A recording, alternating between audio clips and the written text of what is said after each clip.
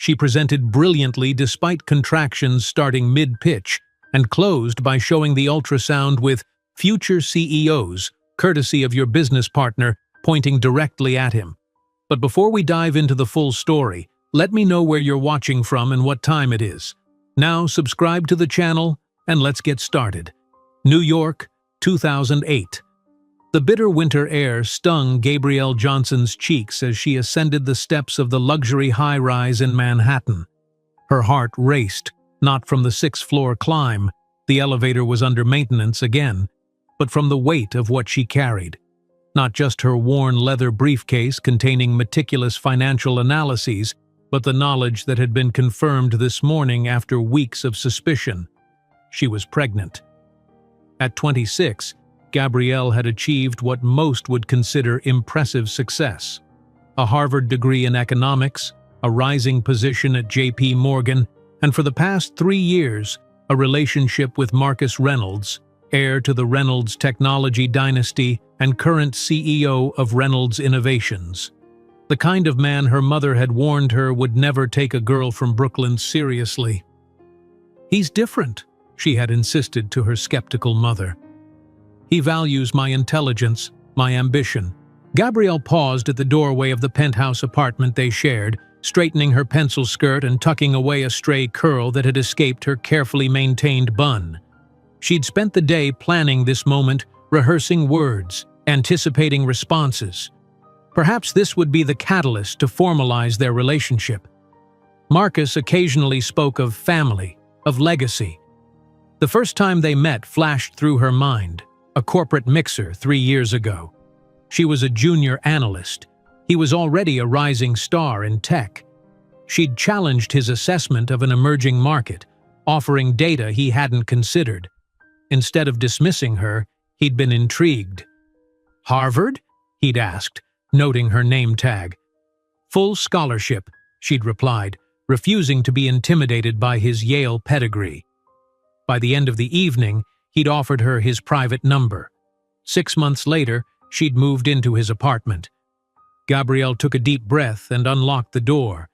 The penthouse was bathed in the amber glow of Manhattan's skyline.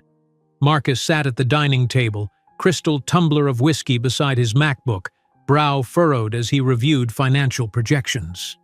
He didn't look up immediately, a habit that once seemed charmingly focused but increasingly felt dismissive. "You're late," he said, eyes still on the screen. "Emergency client meeting," Gabrielle replied, setting down her briefcase. She removed her coat, buying seconds to steady her nerves. "Marcus, I need to talk to you about something important." He sighed, closing the laptop. "If it's about the Mitchell account, I've already spoken to Palmer. It's being handled." "It's not about work." Gabrielle moved to his side, pulse hammering. "It's about us." Marcus finally looked at her, blue eyes calculating. At 32, his features had the sharp definition wealth often sculpts: confident, entitled, unaccustomed to unpleasant surprises. Gabrielle reached into her purse and withdrew the pregnancy test, placing it on the table beside his financial reports. "I'm pregnant, Marcus." The silence that followed was absolute. Manhattan traffic, 14 floors below, seemed to halt. Marcus stared at the plastic stick as if it were a venomous snake that had somehow slithered onto his imported mahogany table. Then came the laugh, short, cold, humorless, that would echo in Gabrielle's nightmares for years to come. "You're joking, right?" His voice was soft, dangerous. "This is some kind of ill-conceived prank." "I'm 8 weeks along," Gabrielle said, her own voice sounding distant to her ears. "I confirmed it at the doctor's this morning." Marcus stood abruptly, walking to the floor-to-ceiling windows, his reflection superimposed over the glittering city skyline, king of all he surveyed. "This isn't happening," he said flatly. "This isn't part of the plan, Gabrielle." She moved toward him, hands trembling slightly. "I know it's unexpected, but—" "Unexpected?" He turned, face contorted in a way she'd never seen. "It's catastrophic. Do you have any idea what I'm navigating right now? The Series C funding, the board restructuring?" We can figure this out together, Gabrielle interjected, still clinging to the script she'd rehearsed. We've always talked about eventually. A black, pregnant woman does not fit the image I need to project to Wall Street investors right now. The clinical precision of his words sliced deeper than any shouted insult could have. You're a burden I cannot carry. Gabrielle staggered as if physically struck. A burden? We've been together for 3 years. You thought what? Marcus moved past her to the bedroom, emerging with a suitcase that he threw open on the sofa. That we were playing house? That this was heading toward some middle-class fantasy of marriage and children? He yanked open her side of the closet, grabbing handfuls of her carefully curated wardrobe and tossing them haphazardly into the suitcase. Go back to Brooklyn, to your middle-class family, and forget you ever met me. He didn't yell. His voice remained terrifyingly controlled. You never belonged in my world, and you never will. How dare you? Gabrielle's shock crystallized into outrage. I graduated summa cum laude from Harvard. I'm the youngest senior analyst in my division at JP Morgan. That? Marcus scoffed, continuing to empty her belongings into the suitcase. You're mediocre, Gabrielle. Your work is predictable, your vision limited. I was with you because it was convenient, because you were dedicated and unquestioning. He gestured toward her midsection. But this changes everything. Each word landed like a precise incision, surgical in its cruelty. The Marcus before her bore no resemblance to the man who had whispered ambitions against her skin, who had once claimed her intelligence was what attracted him most. What about the baby? Gabrielle asked, one hand instinctively moving to her still flat stomach. Your child has rights. Marcus walked to his desk, wrote something with furious strokes, then thrust a check toward her. $10,000, he said coldly. Solve the problem or raise the child alone, but don't come looking for me again. My lawyers are already instructed. Gabrielle stared at the check, the amount simultaneously insulting in its inadequacy and horrifying in its purpose. With deliberate movements, she tore it in half, then quarters, letting the pieces flutter to the imported marble floor. I don't want your money. Marcus's expression hardened. Your choice. Now get out. You can't just throw me out. We live together. I have rights. The apartment is in my name. The utilities are in my name. Your phone is on my corporate plan. Each statement another door slamming shut. You have exactly what you walked in with 3 years ago. Nothing. The finality in his voice silenced her protests. This wasn't an argument. This was an execution.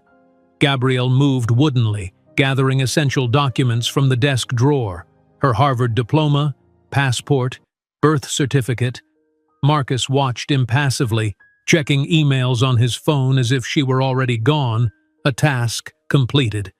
You'll regret this, she said finally, voice barely audible. I doubt that very much, he replied without looking up. At 11 o'clock, with the temperature hovering near freezing, Gabrielle Johnson stood on the sidewalk outside the building she had called home for 3 years.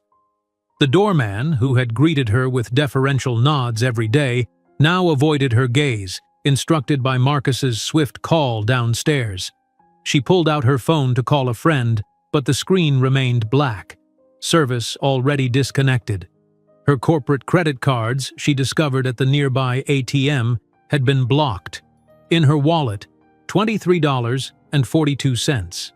Harvard degree tucked safely in her briefcase, Gabrielle walked 12 blocks to the Harlem subway station, where she spent the night on a hard plastic bench, one hand protectively over her abdomen, the other clutching her pepper spray. The following months tested every ounce of resilience she possessed. Gabrielle returned to her mother's cramped 2-bedroom apartment in Brooklyn, sick with shame. Evelyn Johnson asked few questions, simply made up the bed in Gabrielle's childhood room and promised, "We'll figure it out together, baby." Returning to JP Morgan proved impossible. Her position had been mysteriously eliminated during a restructuring. Subsequent interviews at other financial institutions ended with polite rejections. Marcus's connections had ensured doors would remain closed. By her 4th month of pregnancy, Gabrielle was working as a waitress at a diner in Williamsburg, her Harvard economics degree tucked in a drawer beneath uniforms that grew tighter as her body changed. Between shifts, she visited overcrowded public prenatal clinics, waiting hours for 5-minute appointments. In her 6th month, during a rare ultrasound, the technician paused, adjusted the wand, and smiled. "Well, Ms. Johnson, here's a surprise. You're carrying twins." That night, alone in her childhood bedroom, something within Gabrielle transformed. Staring at her reflection in the mirror, exhausted eyes, hair pulled back in a practical ponytail, the curve of her belly now impossible to hide, she saw not just the abandoned woman, but glimpsed the woman she could become. "He's wrong," she whispered to her reflection, voice gaining strength with each word. "About me. About us." Her hand caressed her swollen abdomen where 2 lives grew. "I'm going to show him exactly what I'm capable of." That night, operating on a clarity that cut through months of fog, Gabrielle did 3 things. She applied to Wharton's MBA program, drafted a rudimentary business plan based on a flaw she'd identified in the financial system during her time as an analyst, and wrote a letter to her unborn children. "You will never need his name, his money, or his approval," she wrote in steady script. "We will build our own empire."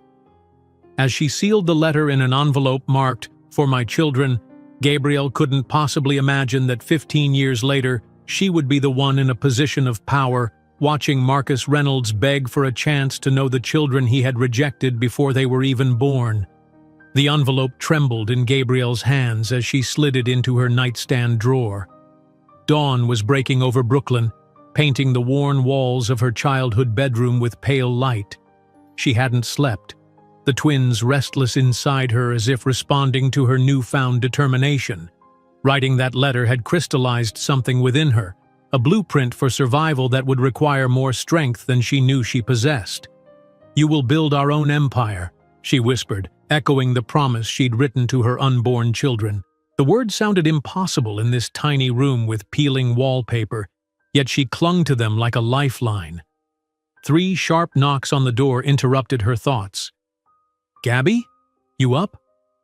Her mother's voice, already tired though the day had barely begun. "Yes, Mom." Gabrielle pulled herself from the bed, her 6-month pregnant body making even this simple movement an effort.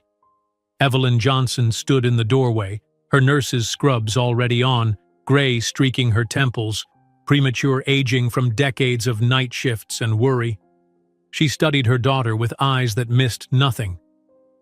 "You didn't sleep again." It wasn't a question. Gabrielle didn't bother denying it. "I made a decision last night," Gabrielle said, straightening her shoulders. "I'm applying to Wharton's MBA program." Evelyn's eyebrows shot up. "Business school? Now?" "Yes, now." Gabrielle moved to the small desk where her laptop sat open to the Wharton application. "There's a part-time evening program. I can work during the day, study at night." "Honey," Evelyn's voice softened with concern, "you're carrying twins. You're exhausted already and what?" Gabrielle's voice cracked slightly. "Should I give up? Accept that Marcus was right about me being mediocre? About not belonging in his world?" Her mother crossed the room, taking Gabrielle's hands in her own. "You know that's not what I meant. That man was wrong about everything. I'm just worried about you pushing yourself too hard." "I have to push, Mom. These babies deserve better than—" She couldn't finish the sentence, the humiliation still too raw. Evelyn nodded slowly. "Then we'll figure it out. Together." 2 hours later, Gabrielle stood shivering at the bus stop, clutching a folder containing printed copies of her resume. Her once expensive wool coat strained against her growing belly, the last remnant of her former life that still fit. The biting February wind cut through the thin fabric of her pants, department store maternity wear hastily purchased with her mother's credit card. The first bank was the most humiliating. The hiring manager's eyes widened slightly at her obviously pregnant state before scanning her resume with practiced neutrality. "Very impressive credentials, Ms. Johnson. Harvard, J.P. Morgan. May I ask why you left your previous position? Gabrielle had prepared for this. The company was restructuring. My division was eliminated. The manager nodded, making a note. I see. And your reference at J.P. Morgan would confirm this? Of course, she replied, the lie bitter on her tongue. She had no references. Marcus had seen to that. Well, we'll certainly be in touch if what? Gabrielle pressed, knowing already what was coming. If a suitable position becomes available, the manager finished smoothly. By the third rejection that week, the pattern became unmistakable. Doors that should have been open to a Harvard graduate with her experience remained firmly closed. After the seventh interview ended with the same vague promises, Gabrielle returned to her mother's apartment and opened her laptop. What she found made her stomach clench. On a private finance industry forum, someone had posted, "Warning about Gabrielle Johnson, ex-J.P. Morgan, emotionally unstable, terminated for erratic behavior." Reynolds' connection confirmed the details privately. Proceed with caution. Marcus hadn't just thrown her out, he'd poisoned the well. That evening, swallowing her pride, Gabrielle walked into Denny's in Williamsburg. The manager, a harried woman in her 50s, looked her up and down. How far along are you? 6 months. Twins. No point hiding it. The manager sighed. Look, I'm not supposed to ask, but I need to know if you can handle an 8-hour shift on your feet. We're short-staffed and I need reliable people. I can handle it, Gabrielle said firmly. I need this job. The uniform they gave her was too small, the polyester stretching uncomfortably across her belly. Her swollen feet screamed in protest at the cheap non-slip shoes. But that night, Gabrielle Johnson, summa cum laude from Harvard, carried plates of pancakes and refilled coffee cups until 3 in the morning.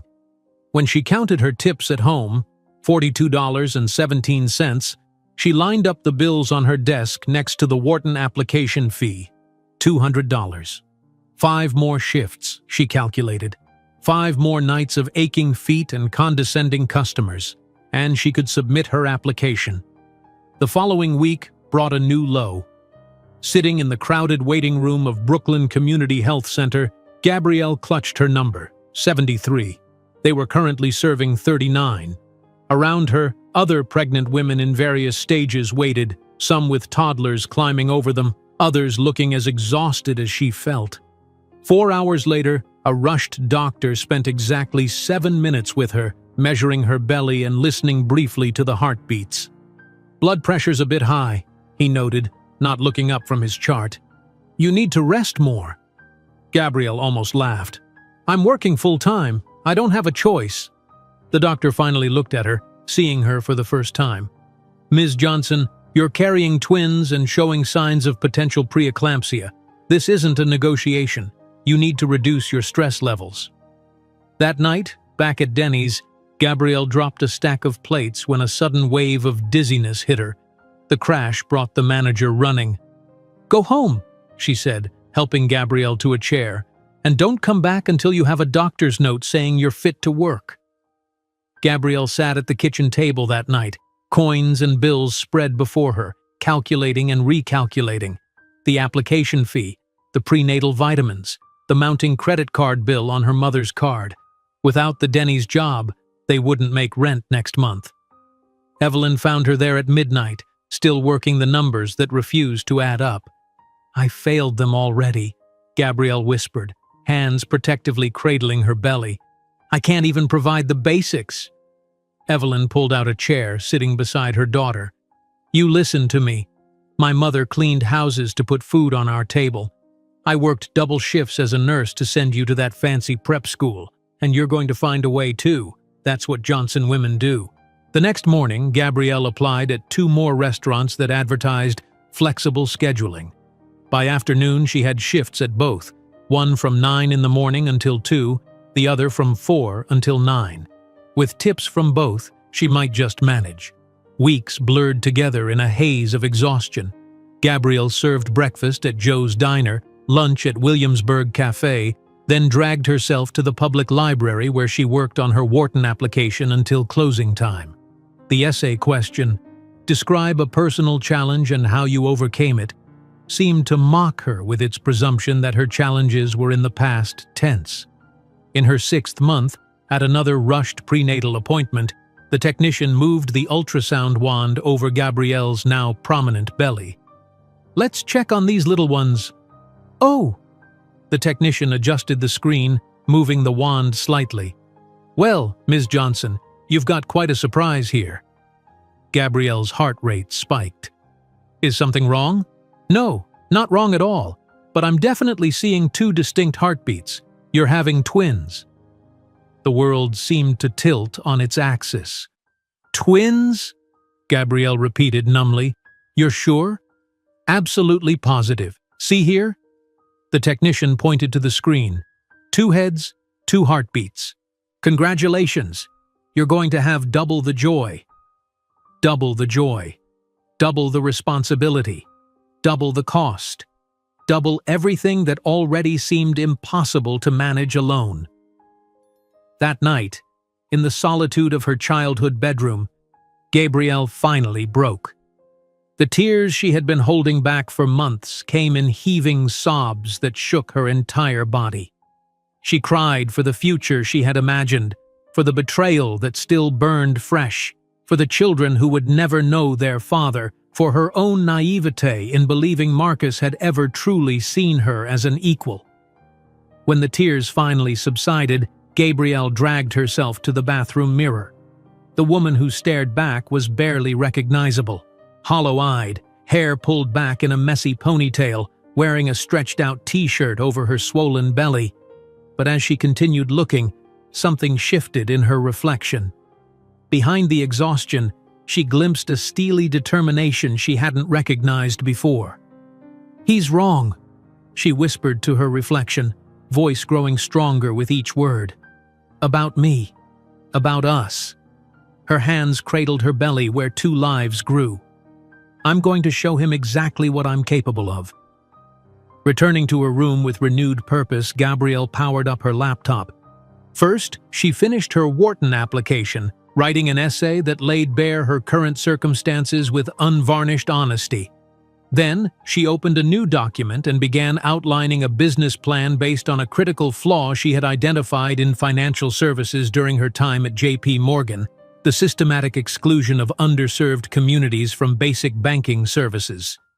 As dawn broke, she addressed an envelope containing her completed Wharton application, using the last of her tip money for express postage.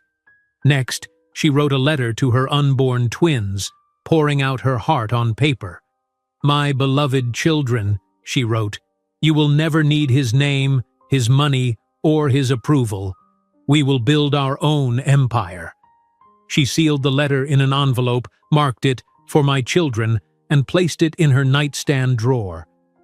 In that moment of quiet resolution, Gabrielle couldn't possibly imagine that 12 years later, those words would become prophetic, that the business plan scribbled in her worn notebook would become the foundation of a billion-dollar empire that would one day make Marcus Reynolds appear utterly insignificant.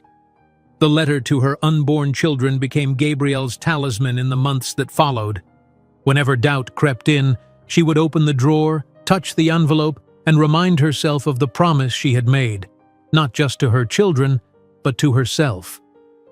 When the contractions began 3 weeks early, Gabrielle was alone in her mother's apartment. Evelyn was working a double shift at the hospital, and the twins seemed determined to make their entrance without waiting for ideal circumstances, a fitting start for children who would never know the luxury of perfect timing. "It's okay," she whispered to her belly, wincing as another contraction gripped her. "We can do this." Her hands trembled as she called for a taxi, the $20 in her wallet barely enough for the fare to Brooklyn Methodist Hospital. Each bump in the road sent waves of pain through her body. "First baby?" the driver asked, eyeing her through the rearview mirror. "Babies," Gabrielle corrected, breathing through another contraction.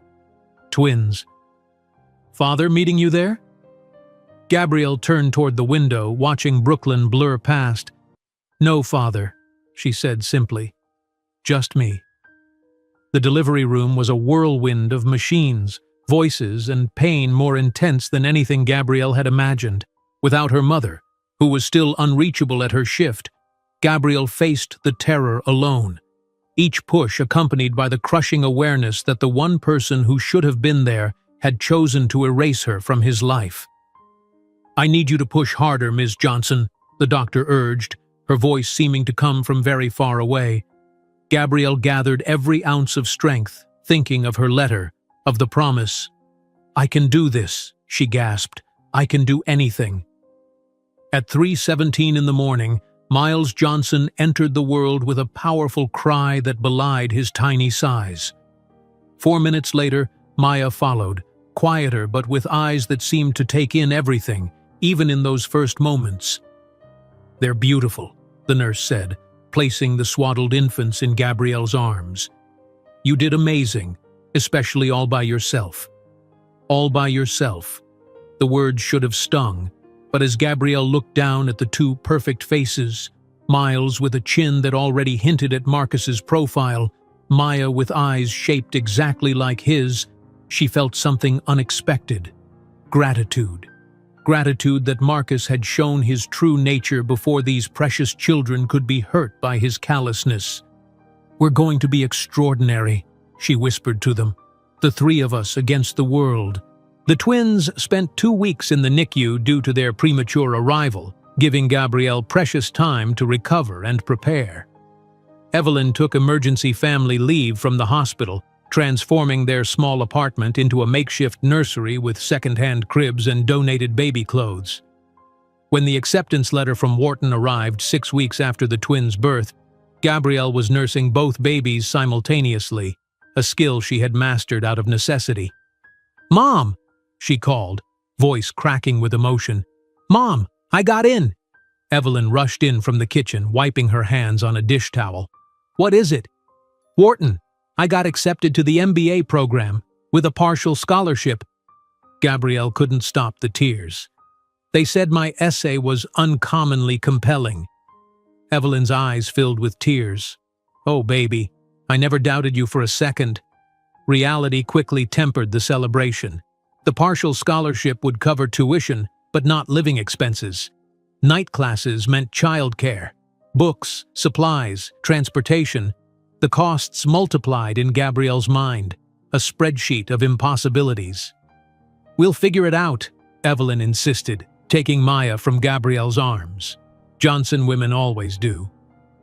The first night class at Wharton was a study in contrasts. While her classmates arrived in business attire coming straight from their corporate jobs, Gabrielle slipped in wearing the one decent outfit she owned, still smelling faintly of the diner where she'd worked until 4 that afternoon. Her eyes were heavy with the particular exhaustion known only to parents of infants, a bone-deep weariness that coffee couldn't touch. She took a seat in the back row, aware of curious glances. At 27, she wasn't the youngest in the class, but she was certainly the most visibly stressed. "First day jitters?" asked the man next to her, his Tom Ford suit and Rolex suggesting he'd never worried about affording formula or diapers. "Something like that," Gabrielle replied, opening her second-hand textbook. When the professor called for introductions, each student stood, detailing impressive careers at consulting firms, investment banks, and tech companies. When Gabrielle's turn came, she rose slowly. Gabrielle Johnson, Harvard Economics, former analyst at JP Morgan. She paused, debating how much to reveal, then decided on honesty. Currently working as a waitress at Denny's and raising 4-month-old twins. Here because I believe financial systems can be reimagined to serve communities traditionally excluded from wealth creation. A beat of uncomfortable silence followed, broken by the professor's thoughtful nod. "Perspective is invaluable in business, Ms. Johnson. I suspect yours will be particularly instructive." The routine that developed over the following months defied human endurance.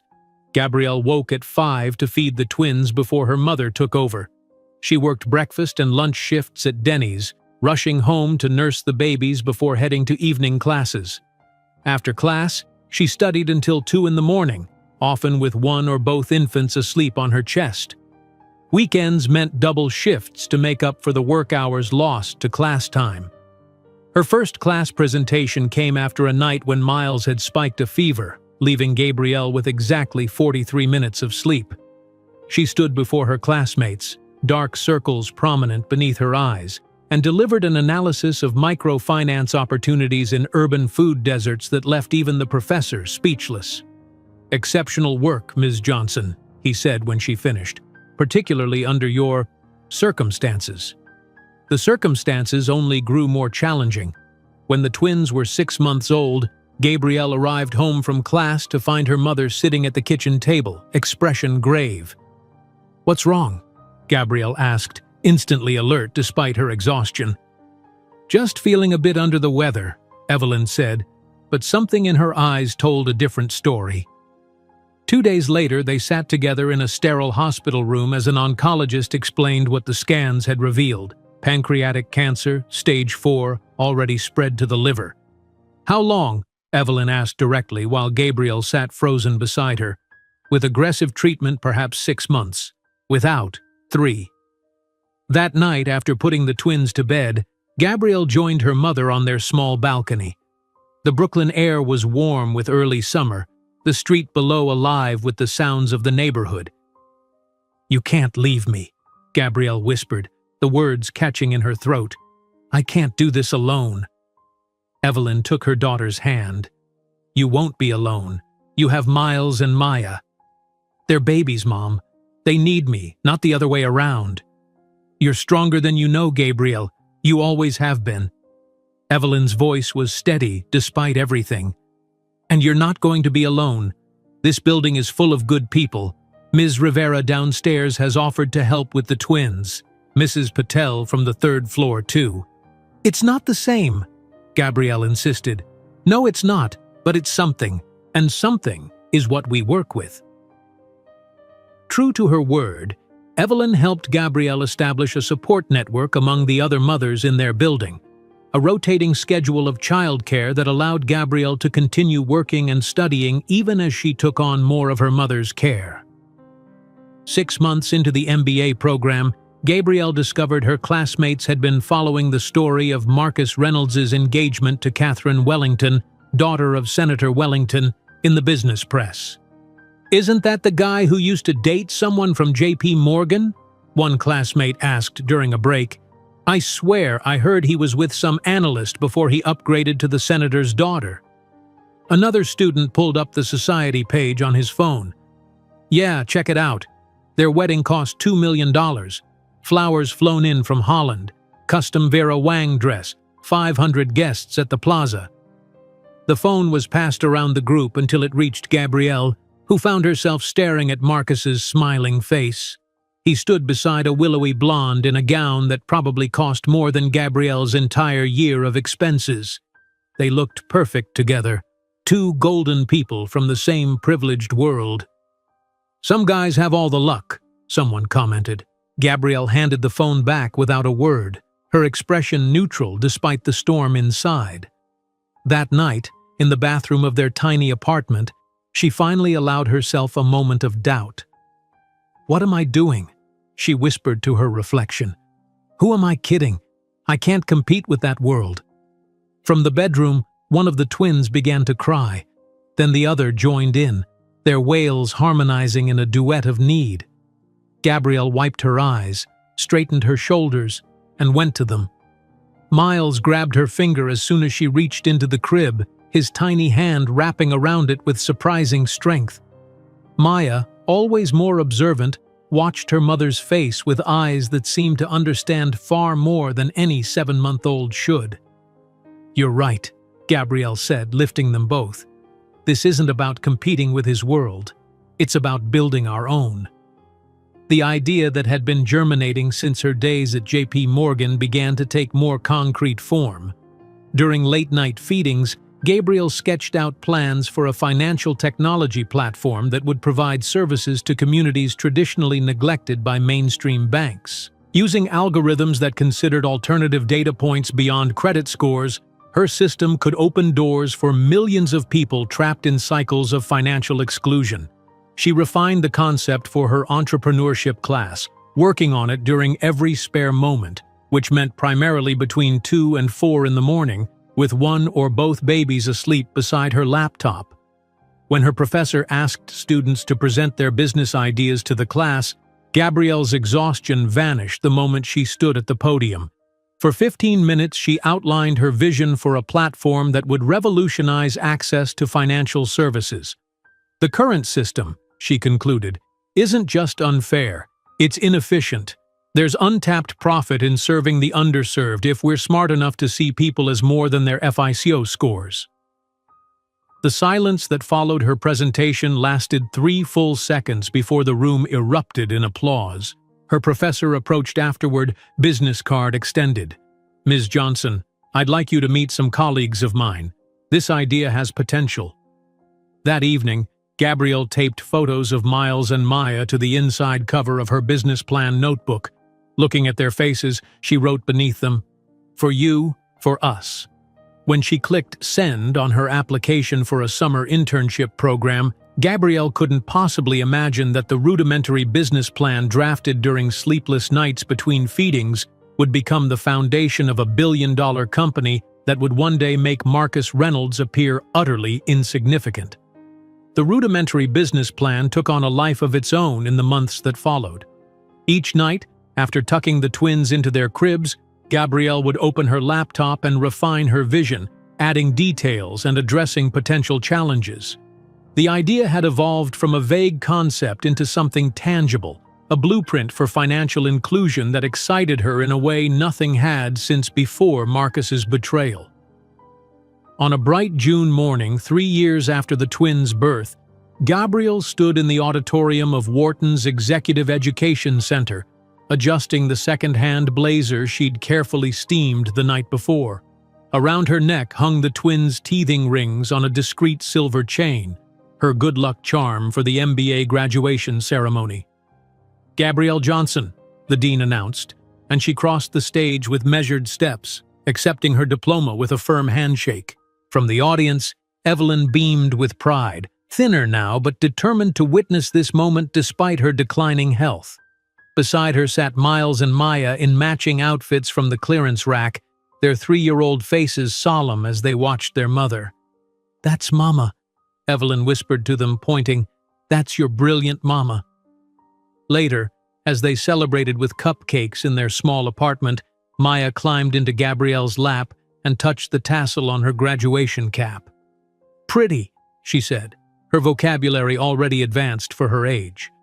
Miles, always more analytical, examined the diploma with unusual focus.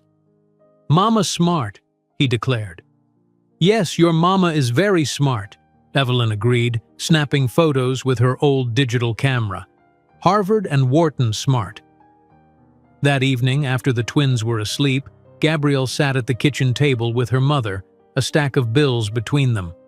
"The diner manager offered me more shifts now that I've finished school," Gabrielle said, calculating figures in her notebook. "If I work doubles on weekends, we can catch up on the medical bills." Evelyn placed her hand over Gabrielle's. "You didn't get an MBA to keep serving pancakes, baby. It's time to get back into your field." "No one's exactly lining up to hire me, Mom." Marcus made sure of that. "That was 3 years ago. His influence can't last forever." The next morning, Gabrielle received an email that changed everything. Professor Richardson, her entrepreneurship mentor, had forwarded her business plan to a colleague at Goldman Sachs. "They're looking for innovative thinkers in their technology division," the professor wrote. "Your background combined with your fresh perspective makes you an ideal candidate. Interview next Tuesday at 9. Gabrielle stared at the screen, heart racing. Goldman Sachs, one of the most prestigious firms on Wall Street, a foot back in the door of the financial world. "Mom," she called out, voice trembling, "I got an interview at Goldman." The weekend passed in a flurry of preparation. Gabrielle couldn't afford a new suit, so she took her one decent blazer to the neighborhood tailor for alterations. She practiced interview questions while bathing the twins, rehearsed salary negotiations while cooking dinner. Evelyn helped by taking the children to the park, giving Gabrielle precious hours to research Goldman's latest technology initiatives. On Tuesday morning, Gabrielle stood before the bathroom mirror, applying mascara with a steady hand. Her natural curls, which she had once chemically straightened to fit into Marcus's world, were pulled back in a sleek bun. Professional, but not a denial of her identity. "You can do this," she told her reflection.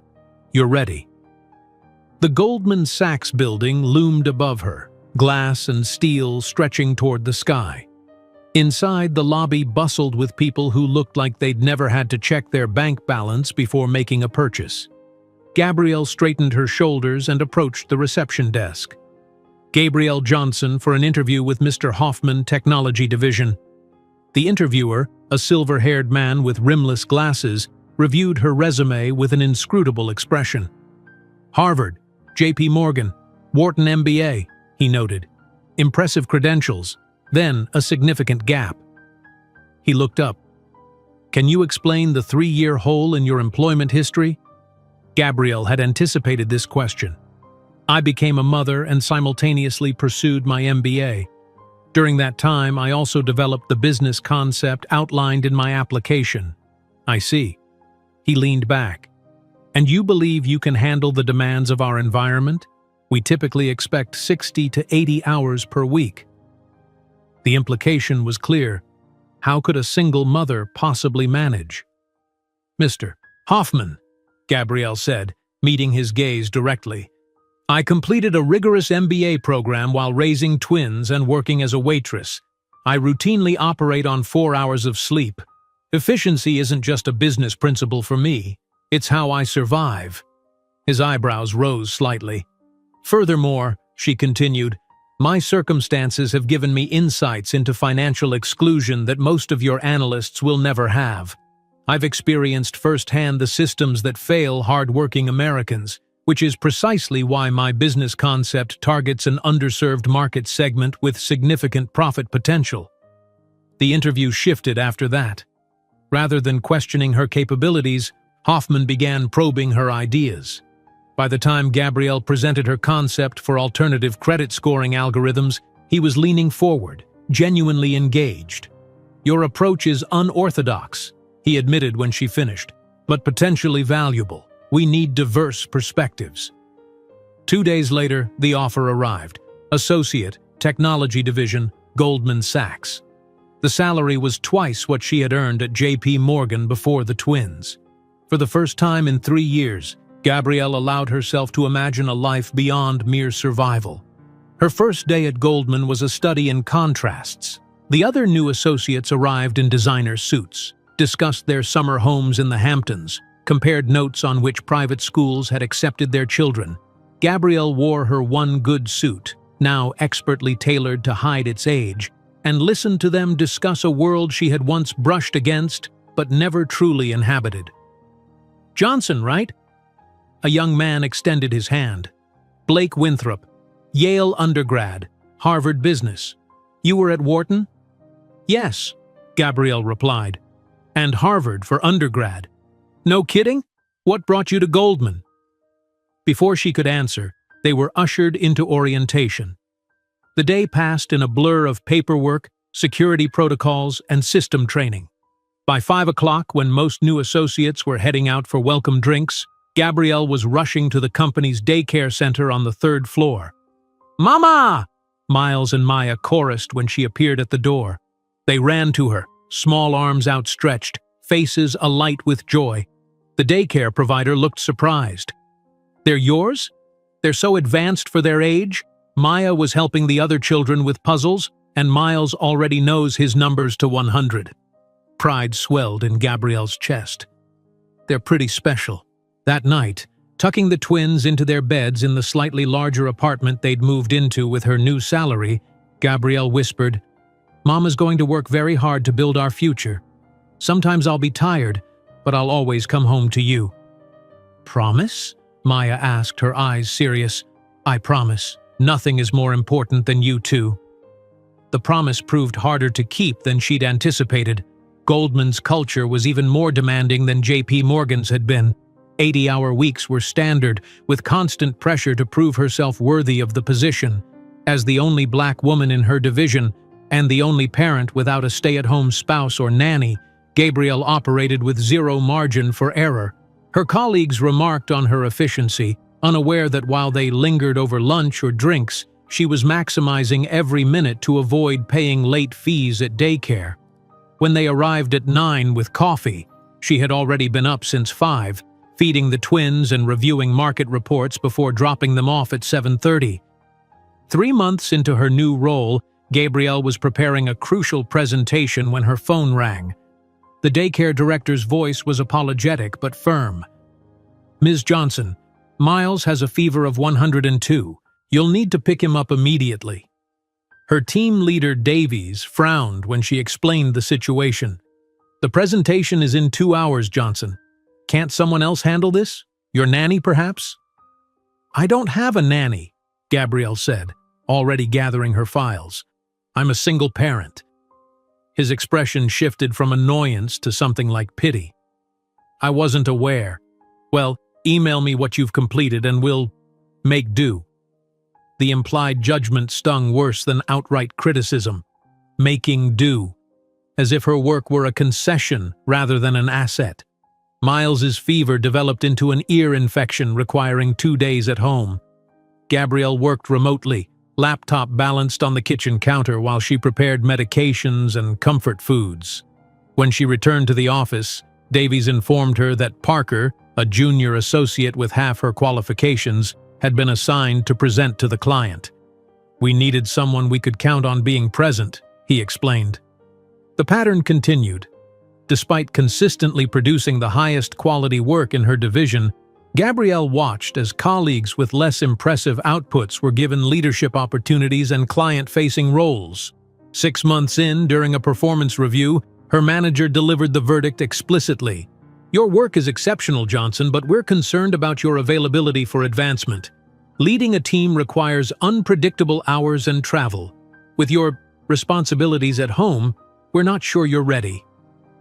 That evening, she found Marcus's ghost in every word. "You jamais terá o que é preciso. You'll never have what it takes." The next morning brought news that shattered everything else. Evelyn, who had been in remission for nearly a year, collapsed while watching the twins. The cancer had returned, more aggressive than before. 3 months, maybe 4. The doctor said gently in the hospital corridor. "We can make her comfortable, but there are no further treatment options." Gabrielle stood motionless, the fluorescent hospital lights humming above. The twins sat quietly in plastic chairs, somehow sensing the gravity of the moment. "I need to take family leave," she told Davies the next day. "My mother is dying." His discomfort was palpable. "Of course, HR can discuss your options. But Johnson," he hesitated, "this timing is unfortunate. We're selecting candidates for the leadership program next month." The message was clear. Her family crisis would cost her professionally. In the weeks that followed, Gabrielle created a patchwork support system among neighbors and other mothers from the twins' preschool. Mrs. Rivera from downstairs watched the children when Gabrielle had critical meetings. The Patel family took them for playdates when she needed to visit her mother at the hospice center. In return, Gabrielle helped with homework, babysat on weekends, and offered what little she could to maintain the delicate ecosystem of mutual aid. Between hospital visits and work deadlines, she continued refining her business concept. The laptop glowed in dark hospital rooms as she worked beside her sleeping mother, determined to keep both her job and her dream alive. One night, as Gabrielle dozed in the hospital chair, her laptop open to a half-completed report, Evelyn woke and watched her daughter. "You're killing yourself," she said softly. Gabrielle straightened, immediately alert. "I'm fine, just finishing something for tomorrow." "You're not fine. You're trying to be everything to everyone." Evelyn's eyes, still sharp despite her failing body, held her daughter's gaze. "Your boss called, threatened about some report." "Davies? When?" "This afternoon while you were picking up the kids. Said something about reconsidering your position if you don't deliver." Anger flashed through Gabrielle. "He called you? When you're—" She couldn't finish the sentence. "When I'm dying?" "Yes." Evelyn reached for her hand. "Baby, something has to give. And it can't be those children. It can't be your health." Later that night, watching the twins sleep in the fold-out chair beside her mother's hospital bed, Miles and Maya curled around each other like commas, Gabrielle made a decision. She opened her laptop and began working, not on Davy's report, but on her business plan. Until dawn, she refined algorithms, projected costs, and mapped out a path to market. When the twins woke, they found their mother still typing, a new energy in her movements. "Mama working?" Miles asked, climbing into her lap. "Yes, baby. Mama's building something important." She kissed his forehead. "Something that's going to change everything." 2 weeks later, she entered an early-stage startup competition hosted by a local business incubator. Her presentation, delivered in the same suit she'd worn to countless Goldman meetings, outlined a platform that would revolutionize financial access for underserved communities. She didn't win first place, but afterward, a woman approached her, tall, silver-haired, dressed in understated luxury. "Gabrielle Johnson, I'm Rachel Montgomery. You didn't win today, but your idea is the best I've heard in years." While clicking send on her resignation letter at 3 in the morning, Gabrielle couldn't possibly imagine that she was taking the first step toward creating a company that, in less than a decade, would be valued in billions and revolutionize financial access for millions of people marginalized by the traditional system. The resignation letter glowed on her screen at 3 in the morning, a digital manifestation of the most terrifying and potentially liberating decision of Gabrielle's adult life. Her finger hovered over the send button, trembling slightly. After everything she'd fought for, walking away from Goldman Sachs felt like jumping off a cliff without knowing if her parachute would open. "For you! For us!" she whispered, glancing at the twins' photo taped to her laptop before clicking send. The soft chime of the email departing her outbox seemed inappropriately gentle for such a momentous action. Gabrielle closed her laptop and leaned back against the kitchen chair, suddenly aware of the profound silence in the apartment. This was the same kitchen table where she'd counted tips from Denny's, where she'd completed her MBA applications, where she'd fed the twins their first solid foods. It had witnessed every struggle, every small victory. Now it was witnessing her biggest gamble yet.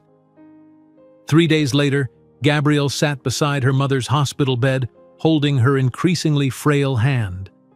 Evelyn's complexion had taken on the waxy pallor that signaled the final stages of her illness, but her eyes remained sharp, evaluating her daughter's expression. "You did it, didn't you?" Evelyn asked, her voice barely above a whisper. Gabrielle nodded. "Last night, Davy's already called to tell me how disappointed they are in my lack of commitment to the firm." A ghost of a smile crossed Evelyn's face. "Good. That place was killing your spirit." She squeezed Gabrielle's hand with surprising strength. "Tell me about this woman, this investor you met." "Rachel Montgomery.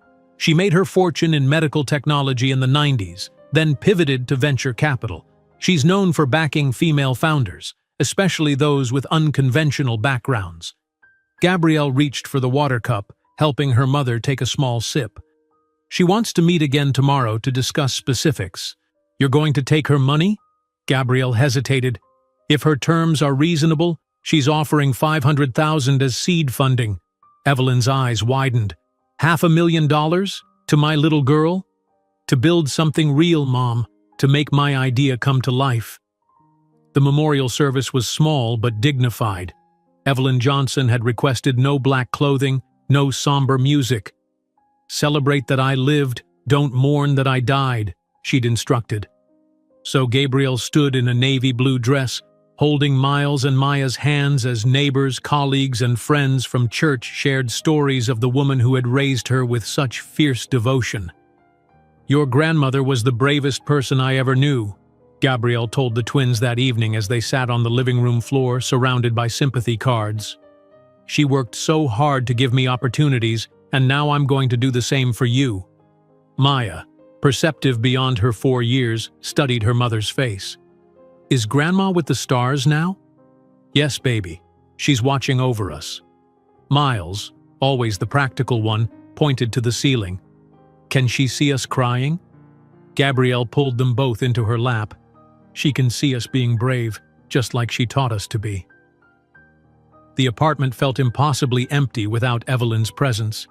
Each night after putting the twins to bed, Gabrielle would sit at the kitchen table with her laptop, refining her business model, running projections, and researching potential competitors. The work kept her grief at bay, transforming it into purpose. 2 weeks after the funeral, Rachel Montgomery invited Gabrielle to meet at her office in the Flatiron district. The venture capital firm occupied the top floor of a renovated industrial building, all exposed brick and massive windows overlooking the city. "Gabrielle," Rachel greeted her, rising from behind a desk that appeared to be made from a single slab of reclaimed wood. At 62, she exuded the particular confidence of a woman who had succeeded in spaces designed to exclude her. "I've been reviewing your proposal. I have questions." For the next 2 hours, Rachel interrogated every aspect of Gabrielle's business model. Her questions were incisive, sometimes brutal, forcing Gabrielle to defend assumptions and clarify methodologies. Unlike the patronizing tone she'd endured at Goldman, Rachel's challenges felt like genuine tests of her concept's viability. "Your algorithm for alternative credit scoring needs refinement," Rachel noted, making a mark on her copy of the business plan. "But the fundamental insight is sound. Traditional banking has failed communities that represent billions in untapped market potential." Finally, she set down her pen and studied Gabrielle. "Now tell me something that's not in this document. Tell me how you, a single mother with 2 small children, plan to build this company while keeping your family intact." The question caught Gabrielle off guard. No potential employer or investor had ever acknowledged her children as anything but a liability. "I won't pretend it will be easy," she answered carefully. "But I've been operating in impossible circumstances since the day I was thrown out of my former partner's apartment while pregnant. I completed my MBA while working as a waitress and raising twins. I survived Goldman Sachs while caring for my dying mother." She met Rachel's gaze directly. "I've learned to be ruthlessly efficient with my time and to build support systems where none existed." Rachel nodded slowly. "I lost my husband when my daughter was 2. Built my first company while learning to be both parents to her." Understanding passed between them, the unspoken recognition of a shared battle. $500,000, Rachel said finally. 20% equity. I want monthly progress reports and quarterly in-person reviews. You'll have access to my network of financial technology contacts and legal advisors." Gabrielle's heart raced. This was really happening. "I accept." "One more condition," Rachel added, her expression softening slightly. "You bring those twins to our quarterly meetings. I want them to see their mother building something extraordinary." As winter melted into spring, Gabrielle transformed the kitchen table into the headquarters of what would eventually become Johnson Tech Solutions. The seed funding allowed her to invest in proper equipment: a high-end laptop, specialized software, market research subscriptions. She converted the small second bedroom, previously her mother's, into a home office, working there while the twins played or napped. The first months were a study in controlled chaos. Gabrielle coded late into the night, building the prototype of her financial platform while learning the fundamentals of startup management during the day. She joined online forums for tech entrepreneurs, attended networking events while neighbors watched the twins, and devoured every resource on financial technology she could find. Miles and Maya, now approaching their 4th birthday, absorbed their mother's new reality with the adaptability of young children. They learned to play quietly during her important calls, took pride in helping by sorting colored paper clips, and began referring to her laptop as Mama's Company. "Building business," Miles would announce solemnly when visitors asked what his mother did. "Helping people get money," Maya would add, having internalized the simplified explanation Gabrielle had given them. The prototype took shape, a platform that would allow users with limited or damaged credit histories to access financial services based on alternative data points, consistent bill payments, steady employment, even regular rent payments that traditional credit bureaus ignored. The system would partner with community banks and credit unions to offer services that big banks deemed too risky or unprofitable. 6 months into development, as Gabrielle was preparing for her quarterly review with Rachel, the twins returned from preschool with questions about a classmate's family vacation. "Daddy took them to Disney," Maya reported, watching her mother's face carefully. "Why don't we have a daddy to take us places?" The question Gabrielle had been dreading since their birth had finally arrived. She set aside her presentation notes and sat cross-legged on the living room floor, inviting them to join her. "You do have a father," she began carefully, "but he chose not to be part of our family." "Why?" Miles asked, his brow furrowing with the same analytical intensity he applied to his building blocks. Gabrielle considered various age-appropriate explanations before settling on simple honesty. He wasn't ready to be a father. He was afraid it would change his life in ways he didn't want. "Did we make him scared?" Maya's voice trembled slightly. "No, sweet girl." Gabrielle pulled her daughter close. "You weren't even born yet. He was scared of the idea of you, not the wonderful people you've become." "Will he ever want to know us?" Miles asked, the pragmatist as always. Gabrielle felt the familiar twist of pain mixed with anger. "I don't know, but what I do know is that we don't need him to have a wonderful life. We're building something special, just the three of us." That evening, after tucking them in, Gabrielle found herself scrolling through social media, something she rarely allowed herself time for. There, on the business news feed, was a photograph that stopped her cold. Marcus Reynolds and his wife Catherine attending a charity gala at the Plaza Hotel. The caption noted they had donated $1 million to children's education initiatives. The bitter irony wasn't lost on her. The man who had rejected his own children was publicly celebrated for his generosity toward others. Catherine looked radiant in a custom gown, her hand resting protectively over a visibly pregnant belly. Marcus beamed beside her, every inch the proud, expectant father. For a moment, old pain threatened to engulf her. Then Gabrielle noticed something in his eyes, a brittleness behind the practiced smile, a tension at the corners of his mouth. Despite the perfect staging, he didn't look happy. Rather than dwelling on the past, Gabrielle returned to her presentation, channeling her emotions into refining her pitch. The next day, she presented her prototype to Rachel with such conviction that the investor immediately increased her commitment. "I'm doubling down," Rachel announced. "Another $500,000, same equity terms. You're ahead of schedule, and I want you to accelerate hiring your first developers." The validation was precisely what Gabrielle needed. She began recruiting a small team, 2 developers and a UI/UX designer who agreed to work remotely to keep costs low.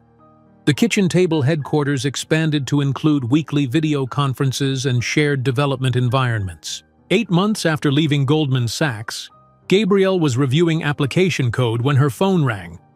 The caller ID showed an unfamiliar number with a Manhattan area code.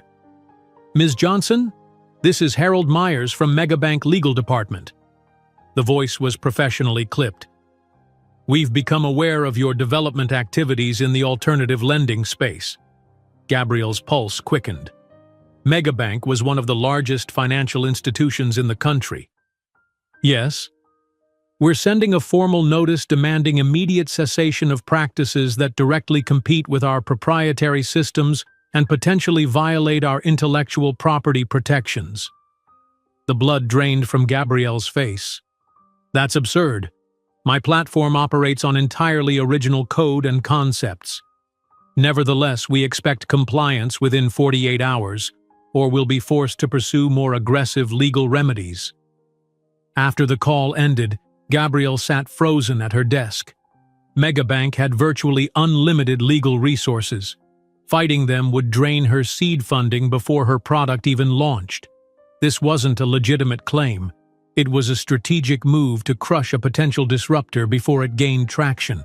When she called Rachel in panic, the investor's response was unexpectedly calm. "They're scared of you. That's excellent news." "How is that excellent?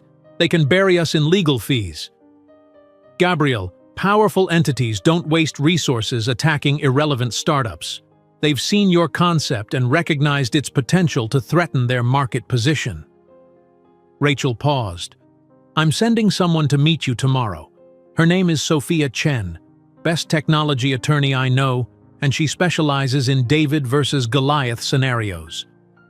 When clicking send on her resignation letter at 3 in the morning, Gabrielle couldn't possibly imagine that she was taking the first step toward creating a company that, in less than a decade, would be valued in billions and revolutionize financial access for millions of people marginalized by the traditional system.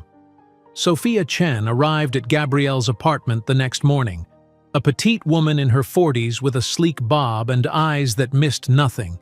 She declined coffee, pulled out a laptop, and immediately began dissecting Megabank's legal threat. "This is textbook intimidation," Sophia said, scanning the cease and desist letter. "They're claiming broad intellectual property violations without specifying what exactly you're supposedly infringing upon."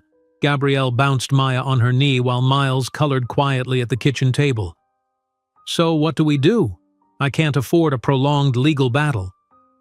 Sophia watched the twins with a soft expression before her face hardened with resolve. "We don't fight on their terms. We change the battlefield." She closed her laptop with a decisive click. "I'll represent you pro bono." "Pro bono? Why would you do that?" "Because 15 years ago, I was a new lawyer who took on a giant pharmaceutical company that had poisoned my hometown's water supply. Rachel Montgomery funded my case when no one else would." Sophia's eyes gleamed.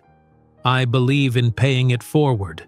And frankly, I hate bullies." In the weeks that followed, Sophia crafted a brilliant counter-strategy. Rather than engaging in costly litigation, she went public with Megabank's tactics, carefully framing the story for technology and financial media outlets. A promising innovation for underserved communities threatened by a banking giant. "We're positioning you as David to their Goliath," Sophia explained as they prepared for a press call. "Americans love an underdog." The twins darted around the apartment as Gabrielle adjusted her webcam, smoothed her hair, and tried to look more confident than she felt. This interview with TechCrunch could determine whether her company survived or died before it truly began. "Miles, Maya," she called. "Mama needs 15 minutes of quiet for a very important meeting. Remember our special quiet time game?" The twins nodded solemnly. At 4 years old, they had adapted to their mother's unconventional work environment with remarkable resilience.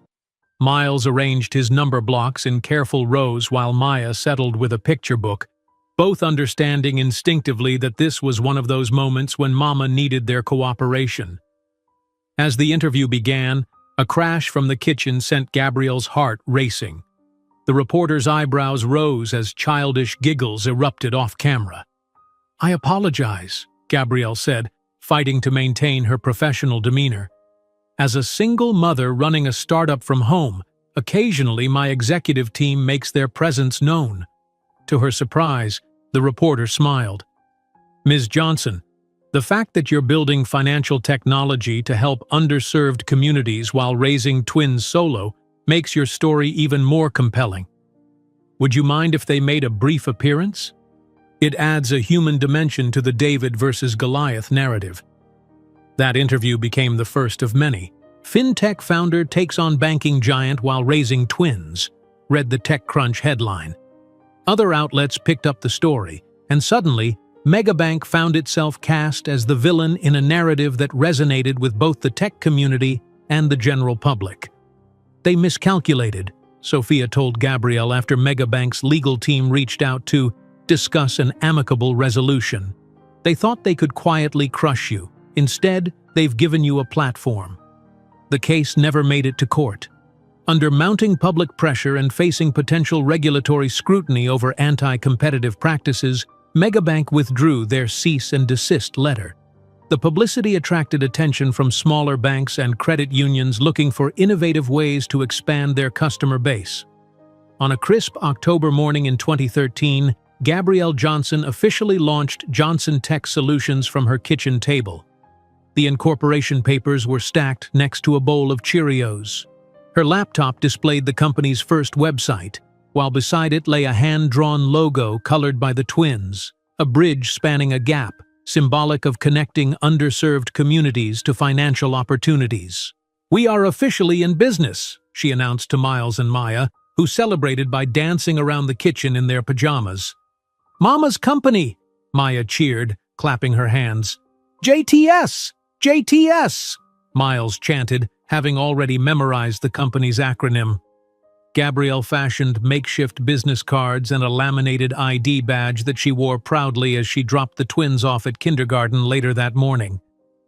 "Today is a special day," she told them at the school gates.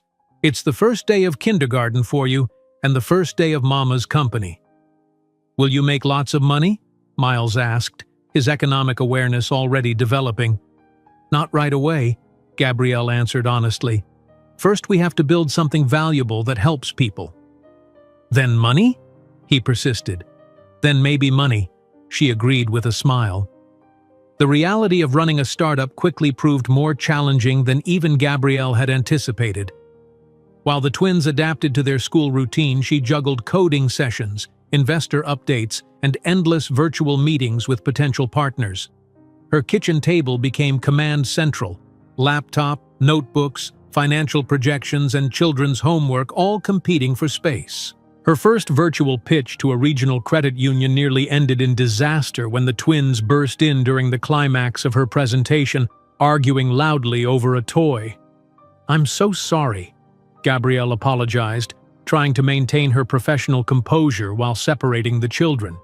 The credit union's CEO, a woman in her 50s, waved away her concerns. "I raised 3 kids while building my career. Carry on, Ms. Johnson. Your platform's potential ROI is far more interesting than perfect Zoom etiquette." That credit union became Johnson Tech's first official partner, agreeing to implement a pilot program of Gabrielle's alternative credit scoring system for a small subset of loan applicants who would typically be rejected under traditional criteria. The early weeks were marked by a relentless pattern of rejection from larger financial institutions. "Your model is interesting, but too risky," became a familiar refrain. Gabrielle kept meticulous notes after each rejection, refining her approach, adjusting the algorithm, strengthening her pitch.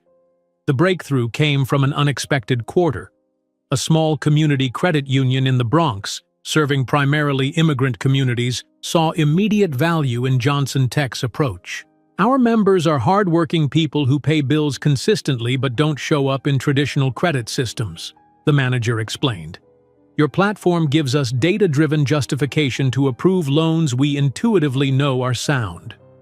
As Miles and Maya settled into kindergarten, displaying the same quick minds and determination that characterized their mother, Gabrielle established a workable routine. School drop-off by 8, intense work until 3, then juggling homework supervision with business calls until bedtime, followed by coding sessions that often stretched until 2 in the morning. The twins adapted to their mother's unconventional schedule, learning to play independently when she was on important calls and proudly helping with simple tasks like sorting paperwork. Miles showed an extraordinary aptitude for numbers, counting to 100 before many of his classmates mastered 20. Maya developed remarkable language skills, often serving as the family diplomat when dealing with neighbors or service providers.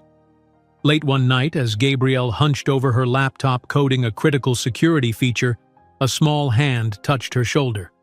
"Mama working hard," Miles observed, his pajama-clad form silhouetted in the hallway light. "Yes, baby. What are you doing up?" Maya had bad dream. "I told her you're making our empire." Gabrielle's heart twisted at hearing her own words reflected back by her 4-year-old son. "That's right. But you both need sleep to help build it." After tucking them back in, she returned to her code with renewed determination. The prototype was taking shape, a platform that could analyze alternative data points like consistent rent payments, utility bill history, and employment stability to create a more holistic financial profile than traditional credit scores provided. Just as Johnson Tech began gaining traction with a handful of credit unions, disaster struck. A letter arrived from Megabank's legal department, this time alleging that Johnson Tech's platform used methodologies that infringed on patents pending in their advanced analytics division. "This is harassment," Sophia fumed during an emergency meeting in Gabrielle's living room, while the twins built elaborate block structures nearby. "They're trying to bury you in legal costs before you can establish market presence." "Can they actually win?" Gabrielle asked, fear constricting her chest. "No, but they don't need to win. They just need to drain your resources until you give up." Sophia studied the legal documents. "But I have an idea." Rather than fighting defensively, Sophia crafted a bold counter-strategy. She filed a complaint with the Federal Trade Commission alleging anti-competitive practices, while simultaneously preparing a compelling case for the court of public opinion. The case attracted the attention of a federal judge known for his skepticism toward corporate overreach. During the preliminary hearing, he expressed open doubt about Megabank's claims. "Your alleged patent infringements seem remarkably broad and conveniently timed," he noted, peering over his glasses at Megabank's legal team, almost as if they were designed specifically to prevent competition rather than protect legitimate intellectual property. 3 weeks later, in a decision that sent ripples through the financial technology sector, the judge dismissed Megabank's case with prejudice, noting in his written opinion that innovation in financial services should not be stifled by established institutions seeking to maintain market dominance through legal intimidation rather than competitive excellence.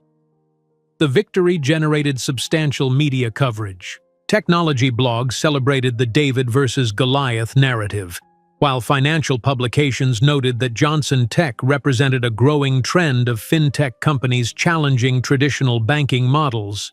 The publicity proved more valuable than any marketing campaign Gabrielle could have afforded. Within days, 3 more credit unions reached out about implementing her platform. A small regional bank expressed interest in a larger-scale partnership. One evening, as Gabrielle reviewed partnership agreements at the kitchen table, Rachel called with unexpected news. "The Johnson Tech case has caught attention beyond the financial sector," she reported. "You've been invited to speak at next month's Financial Inclusion Forum. Major players will be there, including regulators who've been pushing for more innovation in underserved markets." The invitation marked a turning point. Johnson Tech was no longer just a struggling startup but a recognized voice in the evolving conversation about financial access and inclusion. With Rachel's guidance and Sophia's continued legal support, Gabrielle navigated the rapid expansion of her company. The initial seed funding, carefully managed, allowed her to hire 2 part-time developers to accelerate the platform's development, while Gabrielle maintained control over the core algorithms. 10 months after launching from her kitchen table, Johnson Tech Solutions moved into its first real office, a small space in a converted warehouse in Brooklyn, not far from the apartment where the journey had begun. The space had previously housed a graphic design firm, leaving behind chipped paint and exposed brick walls, but to Gabrielle, it represented a monumental achievement. "This is the beginning of our empire," she told the twins as they explored the modest 2-room office, their eyes wide with excitement. "Can we have desks too?" Maya asked, already claiming a corner as her own. "Of course. Every empire needs brilliant advisors," Gabrielle replied, watching as her children immediately began planning their workspace with the same seriousness she applied to business decisions. The hiring process revealed another challenge of founder life. Candidates with impressive technical credentials often displayed subtle shifts in demeanor when learning the company was led by a young black woman with young children occasionally visible in the background. Gabrielle developed a sixth sense for those who saw her vision versus those merely seeking a paycheck. Her first 3 employees reflected this careful selection. Raj, a brilliant developer who had grown up in a South Bronx neighborhood underserved by traditional banks. Elena, a UX designer who had previously worked at a major financial institution but left, frustrated by their resistance to innovation. And David, a part-time operations manager who was himself a single parent and understood the balance Gabrielle maintained. As they toasted with sparkling cider in plastic cups, surrounded by second-hand furniture in their modest office, Gabrielle felt a sense of accomplishment that transcended mere professional success. She had built something from nothing, not just a company, but a testament to resilience. To financial inclusion for everyone, she declared, raising her cup. To Johnson Tech, her small team responded. Lifting her glass in the small Brooklyn office, Gabrielle couldn't imagine that in just 7 years, she would be commanding a company with more than 700 employees in 5 countries, revolutionizing financial access for millions of people the traditional system had ignored. The sparkling cider in plastic cups couldn't compare to champagne and crystal flutes, but the joy in that modest Brooklyn office surpassed anything Gabrielle had experienced in her former life. This moment, surrounded by her tiny team in a space they could barely afford, felt like the first real vindication of her vision. Johnson Tech Solutions existed not just in her mind or on incorporation papers, but as a living entity with employees, clients, and purpose.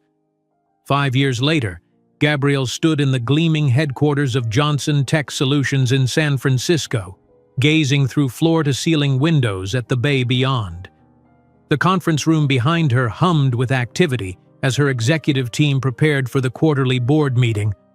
At 36, Gabrielle Johnson had become a force in the financial technology world, her company having secured $25 million in Series A funding 2 years prior, followed by a $100 million Series B round just last quarter.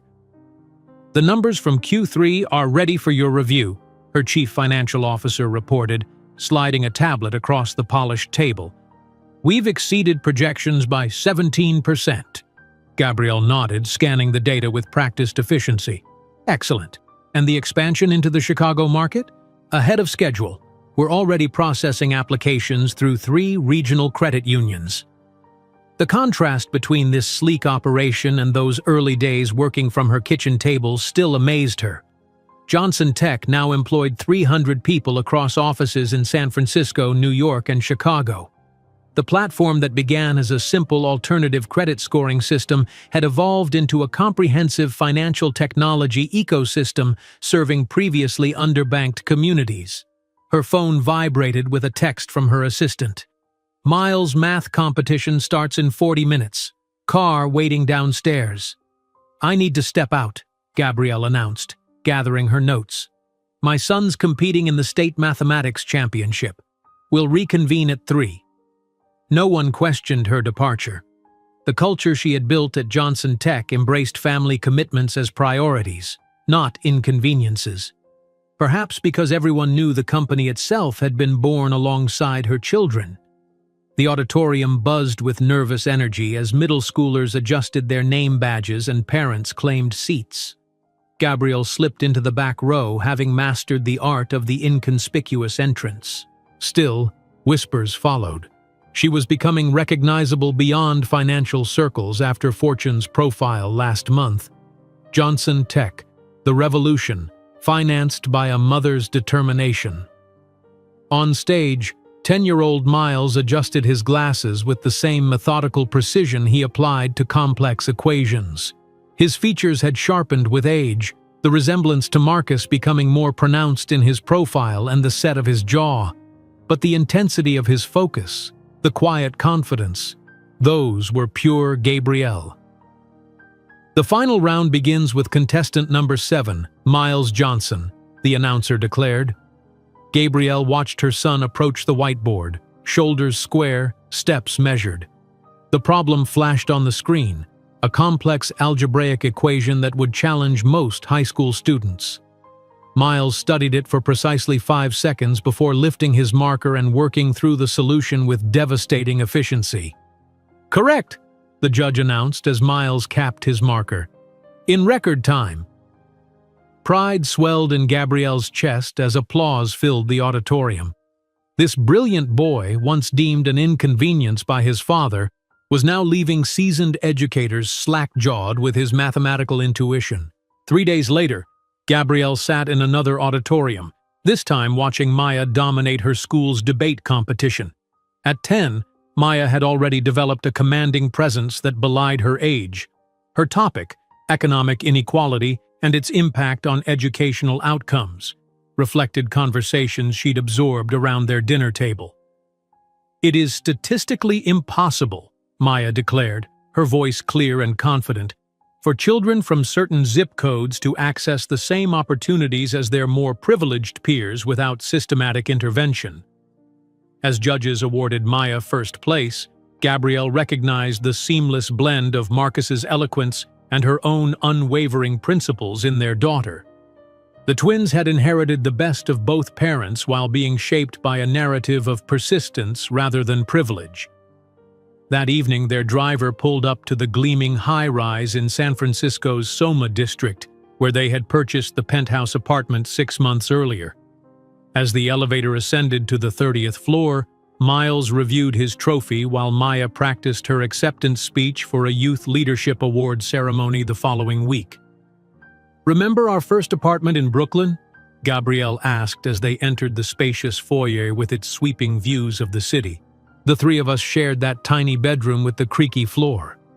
The one where I could touch both walls if I stretched out my arms," Miles recalled, his analytical mind precise even in memory.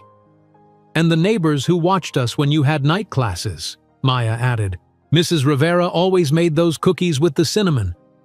Gabrielle smiled, grateful they remembered those early struggles without bitterness. She had worked hard to frame their journey as an adventure rather than a hardship, even during the leanest times. Later that night, after the twins had gone to bed, Gabrielle curled up on her balcony with a glass of wine and her tablet. The latest issue of Fortune had arrived in her digital subscriptions.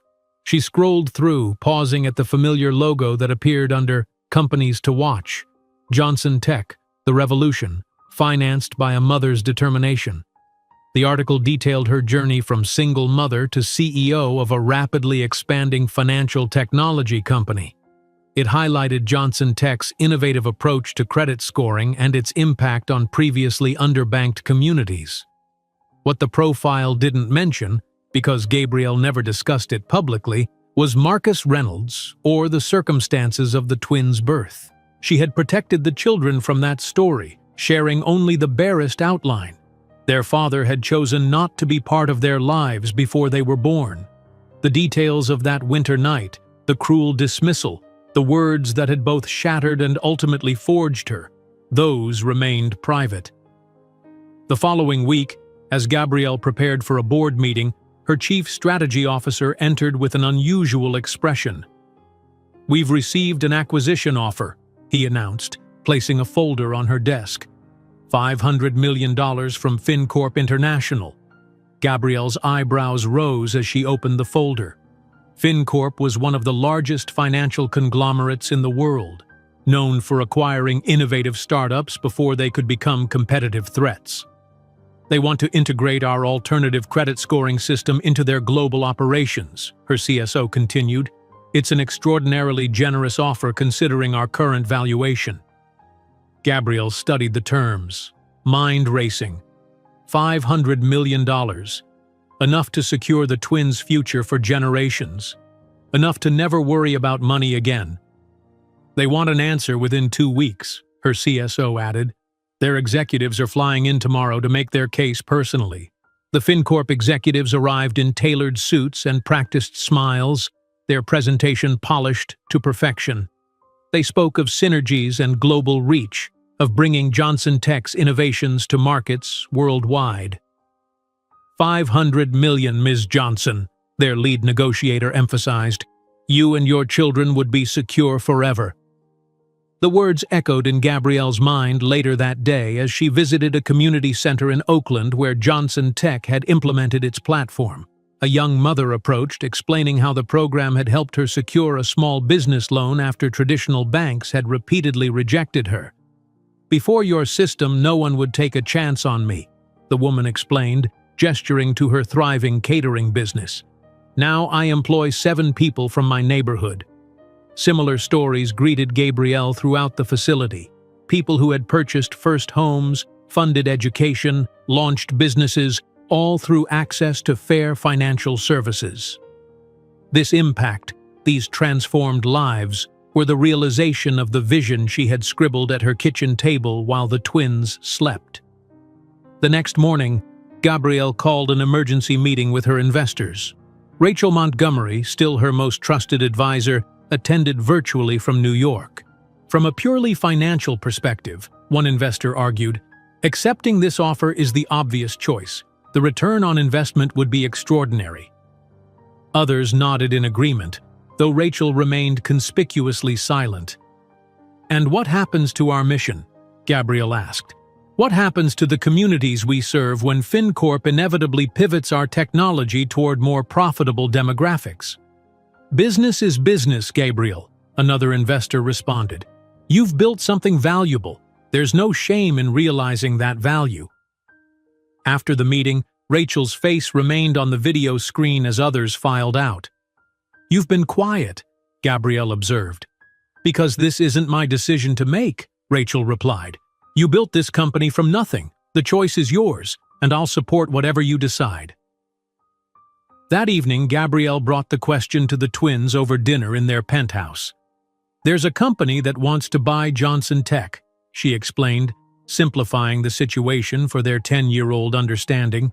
If I sell, we would have more money than we could ever spend. But the company might not continue helping the people we started this for.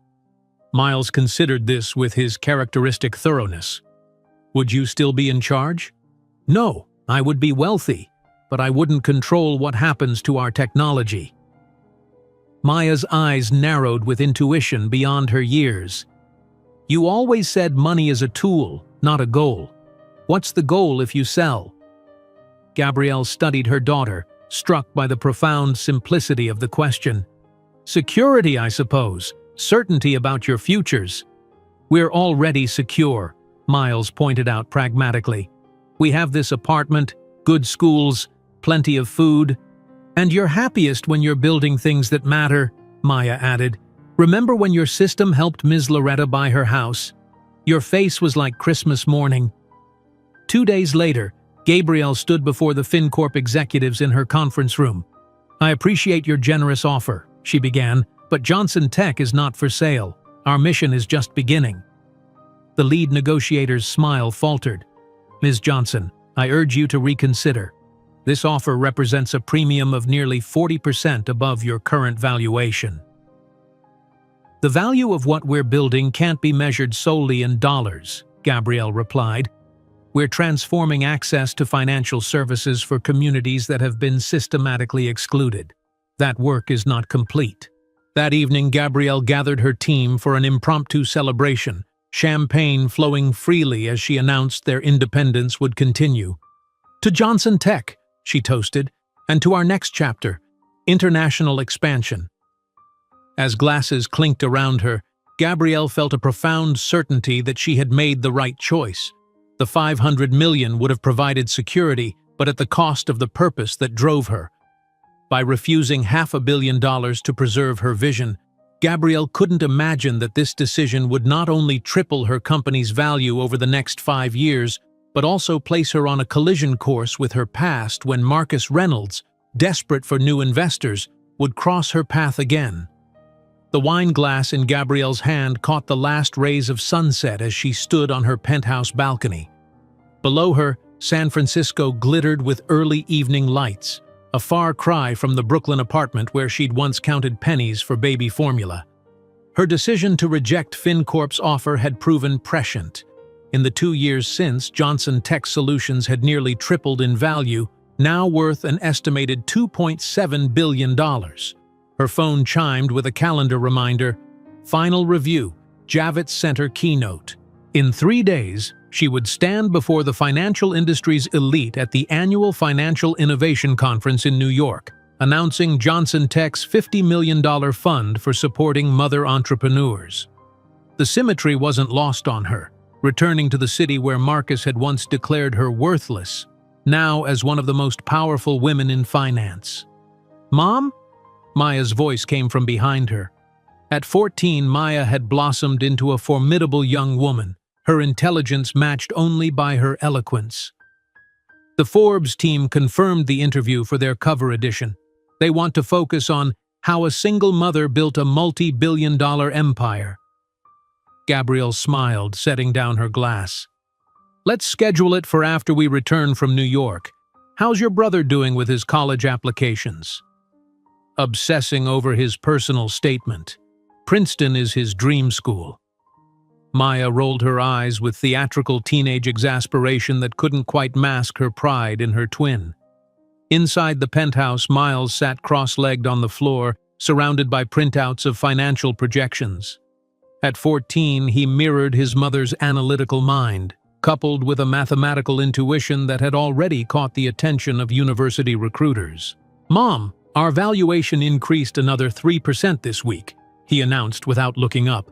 "The expansion into Southeast Asian markets is exceeding growth targets." Gabrielle marveled at her children. These brilliant beings who had once been dismissed as inconveniences by their father had become her most trusted advisors. Miles, recently accepted to Princeton's early admission program, could analyze market trends with uncanny precision. Maya, having won the National Youth Debate Championship last month, had already been invited to intern with a Supreme Court justice next summer. The following morning, Gabrielle reviewed her presentation on the private jet bound for New York. The Johnson Tech Solutions logo gleamed on the aircraft's tail. A bridge spanning a gap, the same symbol the twins had colored for her first makeshift business cards a decade ago.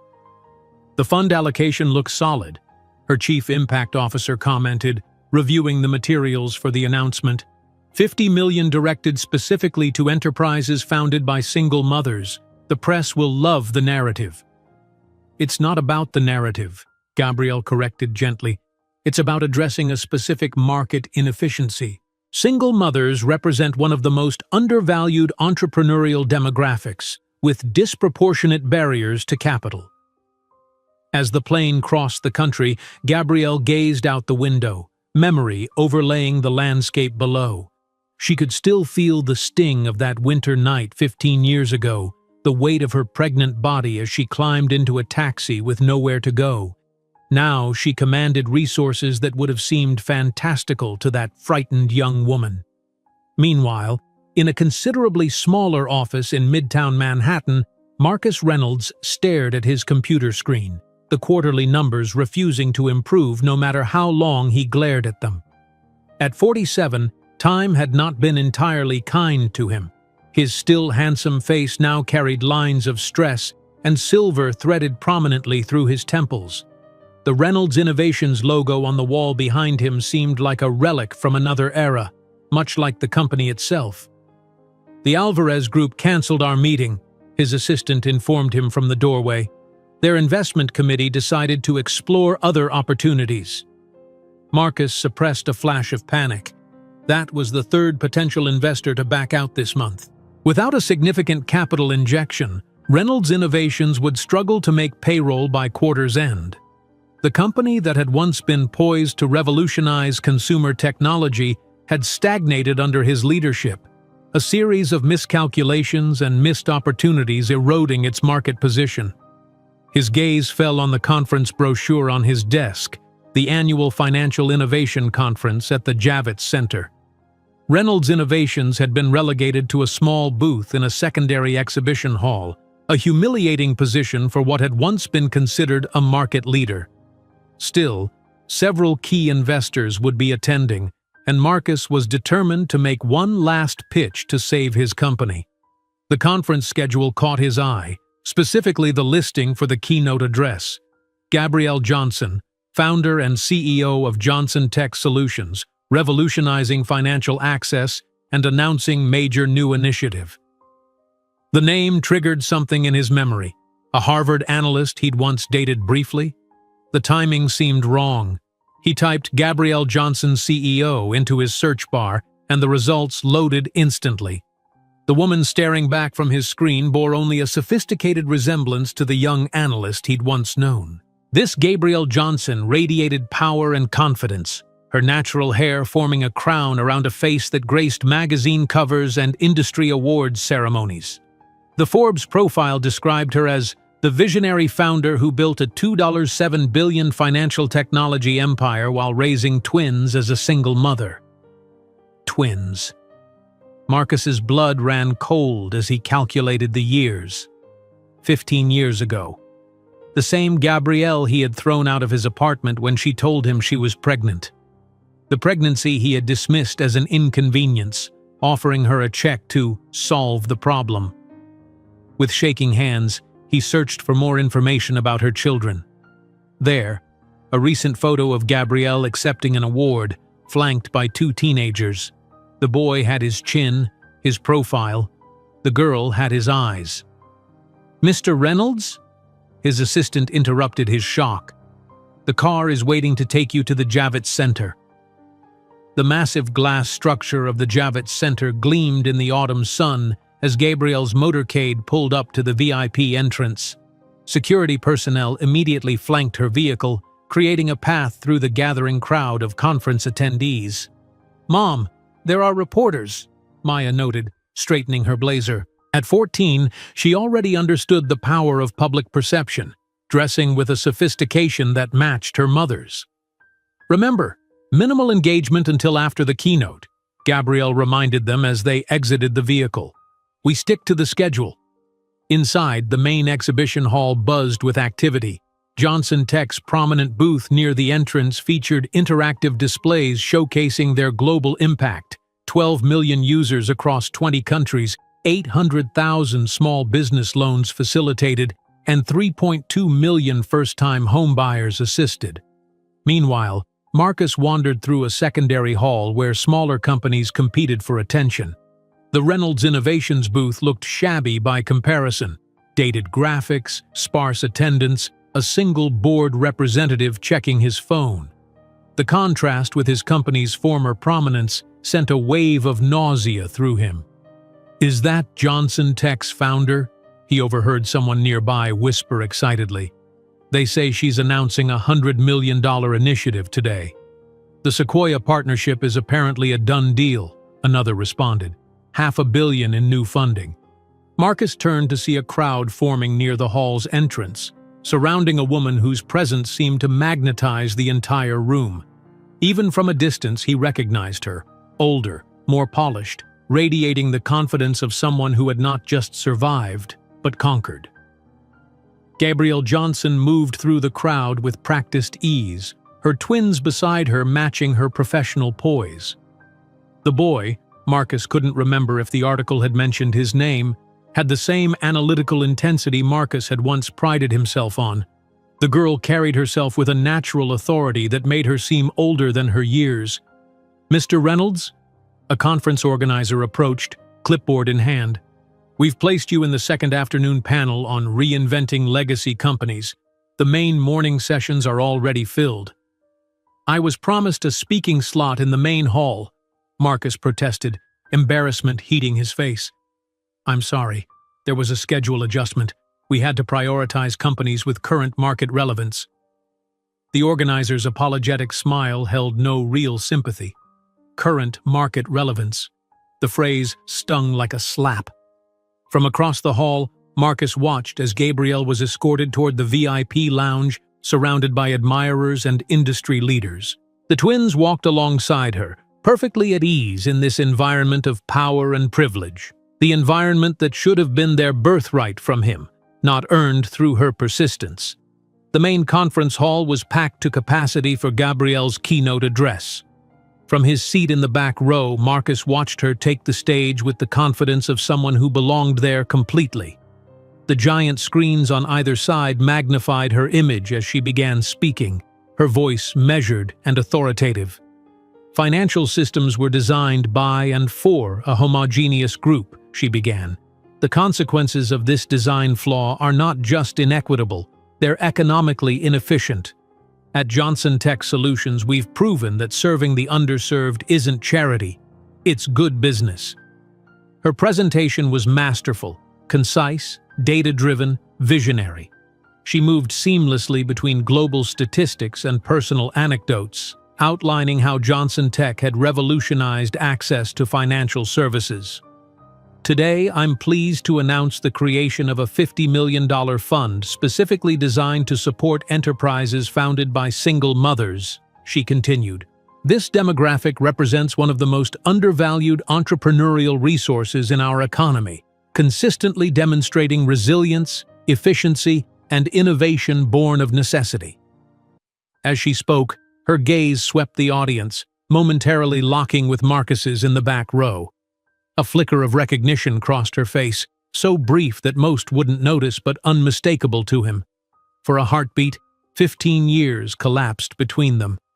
Some men once told me I didn't have what it takes to survive in Wall Street, she continued, her voice steady despite the moment of recognition. But I discovered I had something much better. The resilience forged by needing to feed 2 babies while completing my MBA at Wharton, working as a waitress at the Denny's in Williamsburg.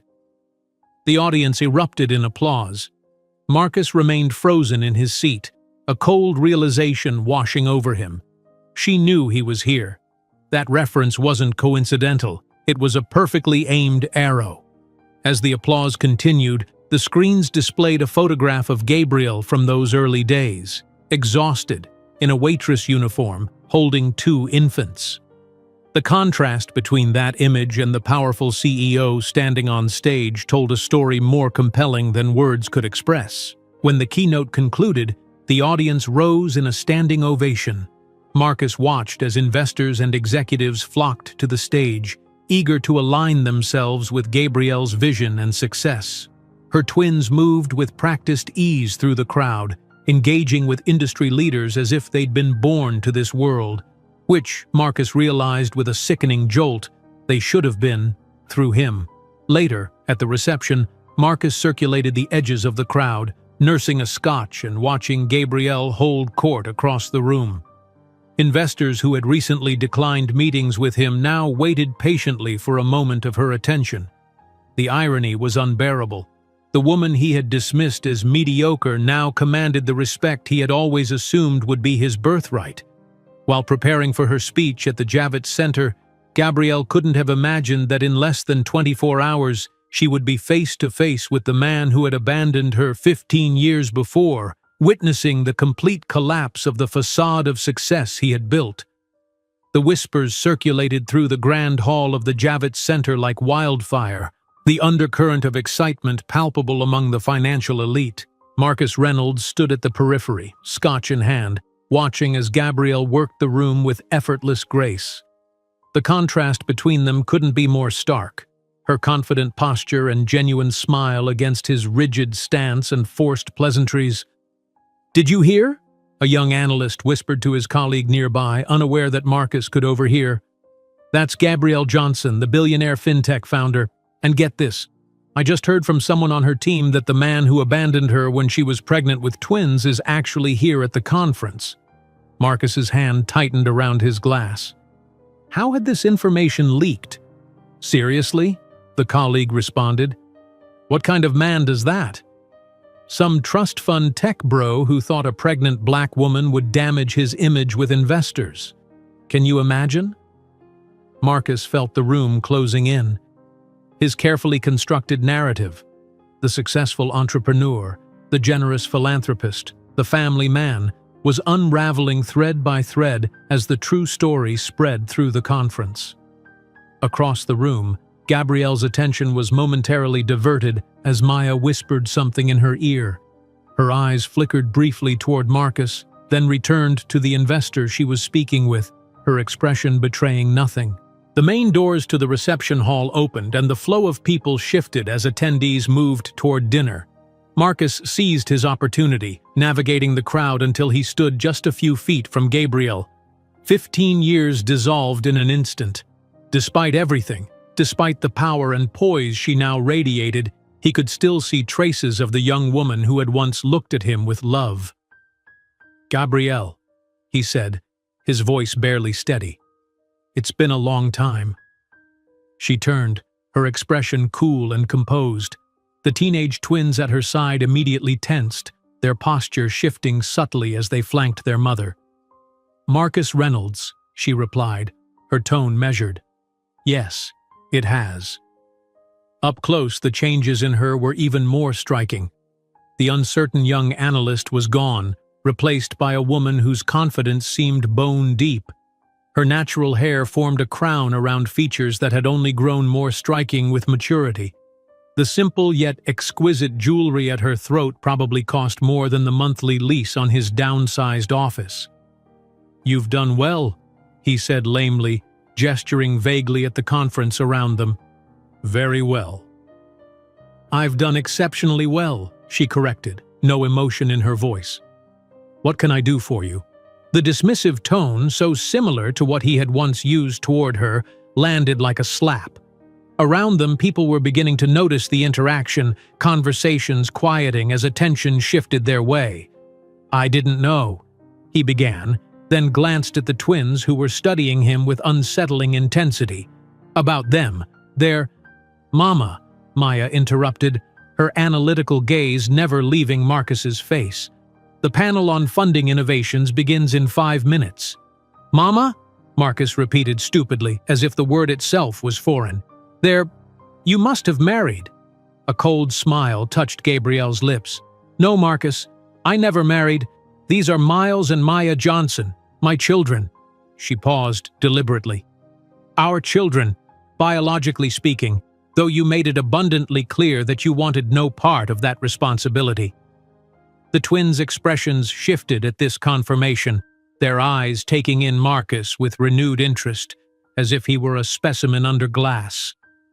"Is it him?" Miles asked, his voice calm and remarkably similar to Marcus's own at that age. Gabrielle nodded once. Panic surged through Marcus.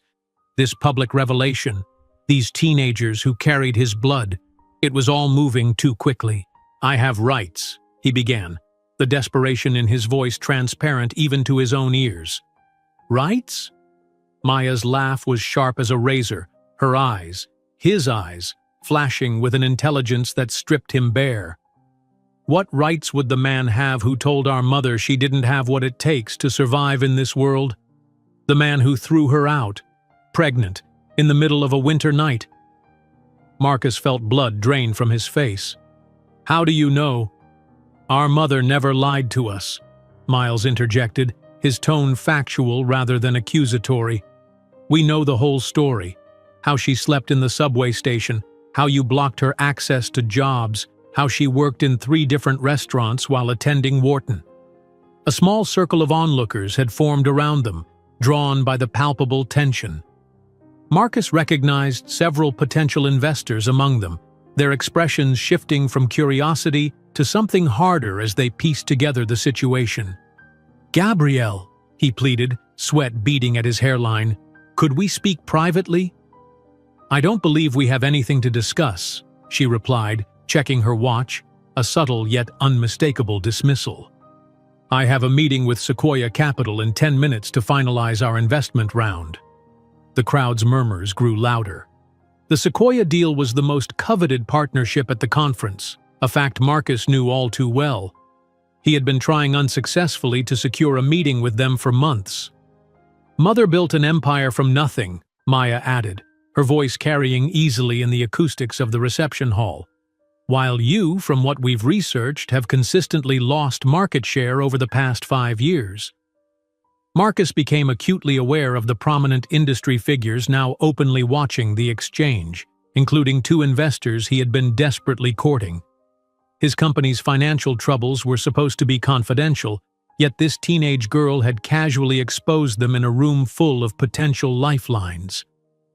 "I made a mistake," he whispered desperately, stepping closer. "I was young, I was afraid." "We were afraid too," Gabrielle interrupted, her voice now carrying a controlled emotion that silenced the room. "A single mother of twins, blacklisted from her industry by a powerful, vindictive man. But I never abandoned my children. I never gave up when it got difficult."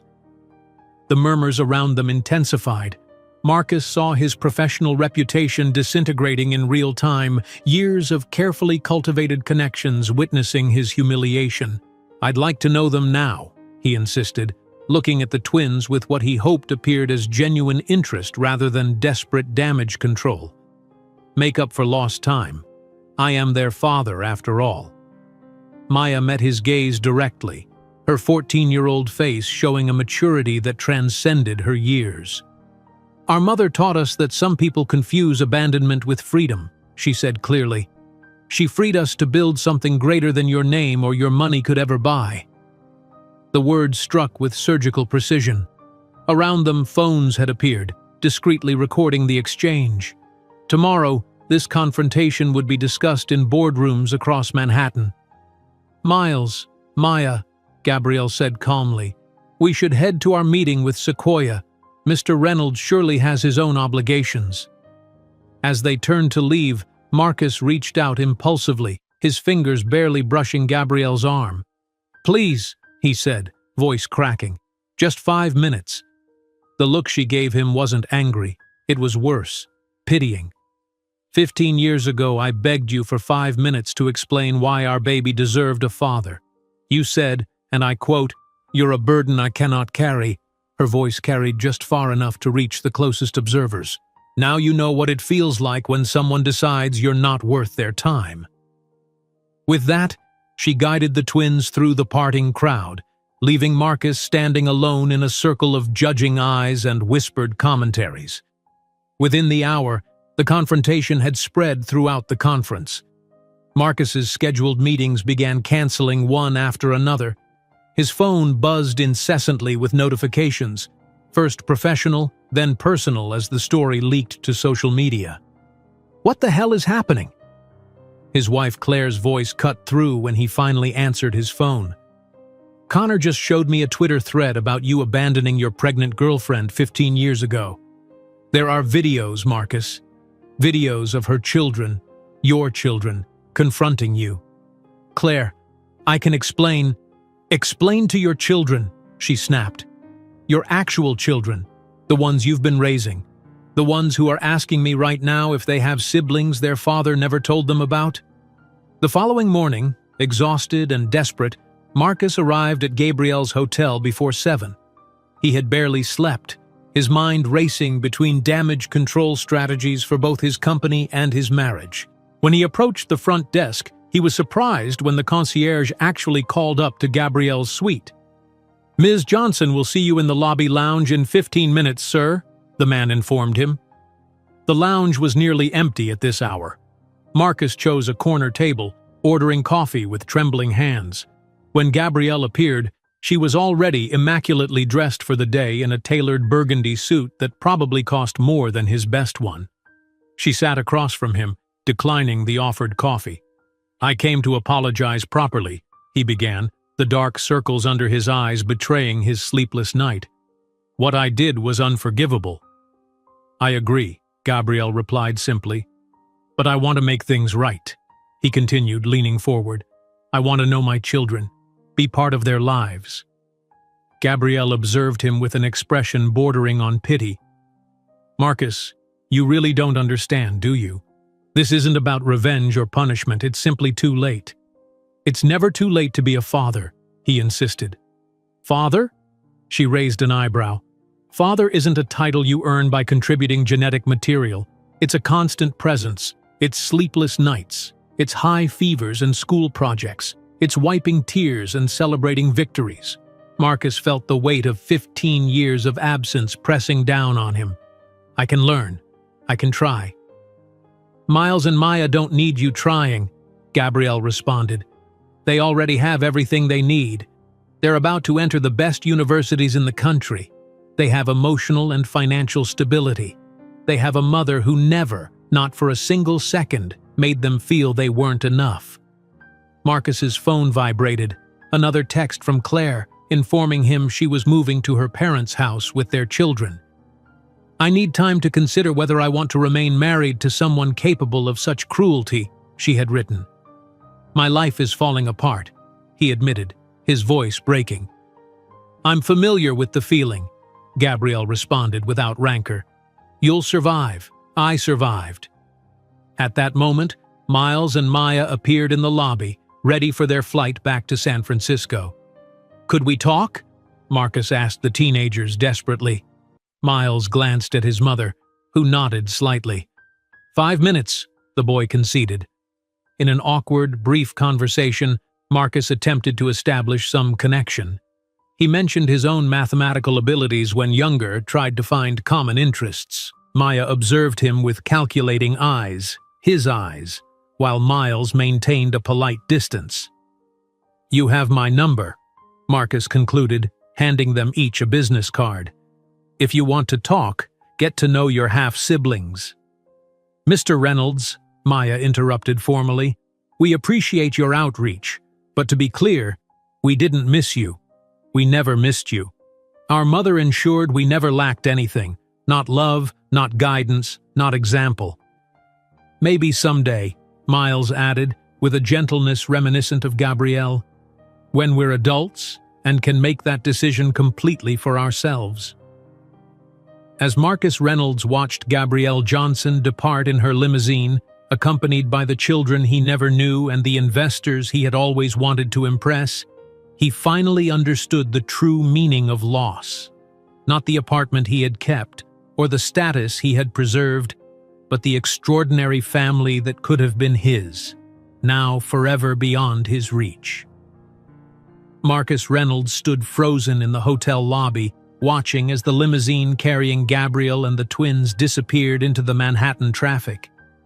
The business cards he had so desperately pressed into their hands suddenly seemed pathetic. Thin rectangles of cardstock bearing the name of a failing company, offered to children who had never needed him. A family that had thrived specifically because of his absence. Within hours, the story had spread like wildfire through the financial conference. Wherever Marcus went, conversations halted abruptly, replaced by uncomfortable glances and poorly disguised whispers. The tech executive who had abandoned his pregnant girlfriend 15 years ago, confronted by the brilliant children he'd rejected, it was too delicious a scandal for the typically staid financial community to resist. "Mr. Reynolds?" A conference organizer approached hesitantly. "I'm afraid your panel participation has been reassigned, given the circumstances." Marcus nodded numbly. No explanation was necessary. Who would want to hear business advice from a man whose personal judgment had proven so catastrophically flawed? By evening, his email inbox had filled with cancellations. The investors he'd hoped to court were suddenly unavailable for meetings. His phone buzzed incessantly with notifications from social media and news alerts, each more damning than the last. Reynolds Innovations CEO confronted by abandoned children at financial conference. Billionaire fintech founder Gabrielle Johnson reveals, "My children's father said I'd never survive in business." Twin prodigies publicly reject father who abandoned their mother. When Marcus finally returned to his hotel room, he found 3 voicemails from Claire. The last one, left just 20 minutes earlier, was brutally succinct. "I've taken Connor and Emma to my parents. I've spoken with a lawyer. Don't come home until I've decided what I want to do about our marriage." He sank onto the edge of the bed, the full weight of consequences finally crushing down. In 24 hours, he had lost his business prospects, his public reputation, and potentially his marriage. The children he had raised, 10-year-old Connor and 12-year-old Emma, would now learn that their father had abandoned 2 other children before they were born. His phone buzzed again. This time it was a text from his chief financial officer. "Board called emergency meeting, voting on your temporary removal as CEO. Sorry." The Reynolds Innovations Board of Directors had suggested he take a leave of absence while the PR team attempted to mitigate the damage. The message was clear. He had become a liability to the company that bore his name. Marcus ordered room service and a bottle of scotch, neither of which he touched. Instead, he sat by the window overlooking the city, watching lights flicker in distant office buildings, wondering how many contained people whose lives had been touched by Gabrielle Johnson's financial innovations. The woman he had dismissed as mediocre had transformed access to capital for millions, while his own company struggled to remain relevant. The following morning, red-eyed and unshaven, Marcus found himself in a cab heading to the airport where Gabrielle's private jet would be departing. He had no plan, no prepared speech, only a desperate need to make one final attempt at… what? Redemption? Connection? Even he couldn't articulate what he hoped to achieve. At the private aviation terminal, he was surprised when security actually called up to the jet. "Ms. Johnson says you can have 5 minutes on the tarmac, sir," the guard informed him, eyeing his disheveled appearance with suspicion.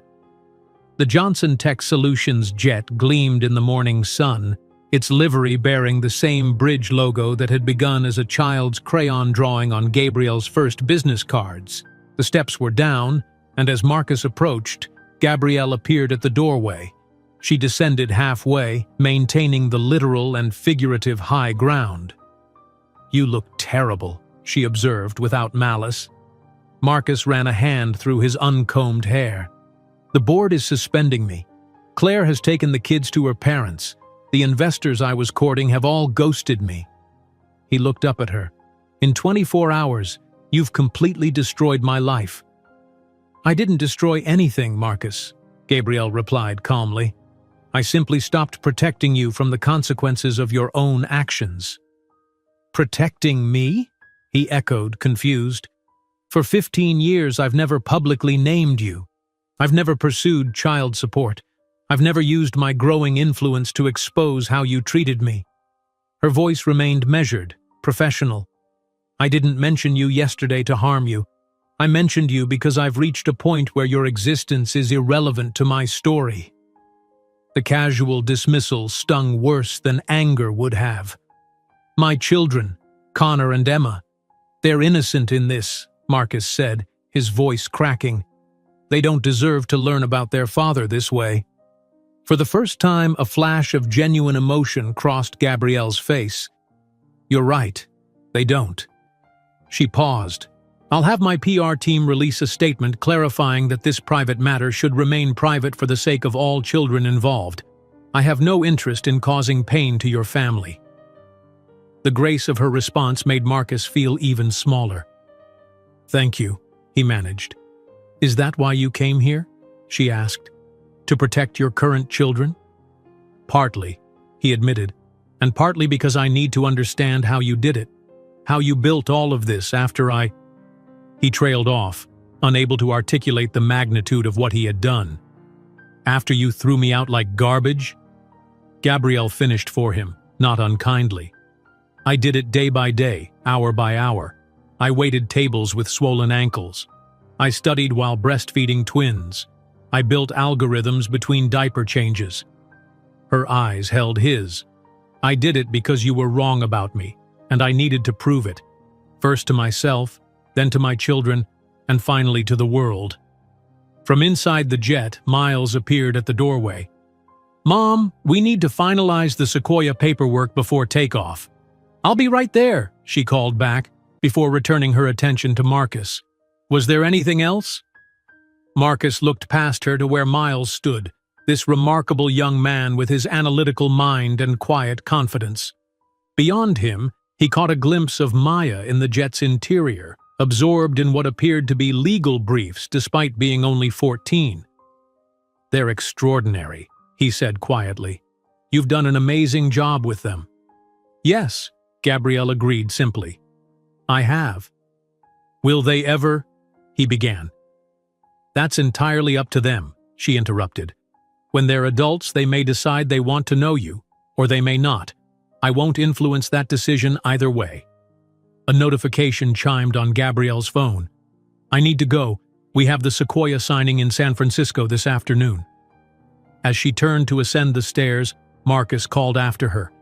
"Gabrielle, for what it's worth, I'm sorry. Truly sorry." She paused, looking back at him. "I believe you are.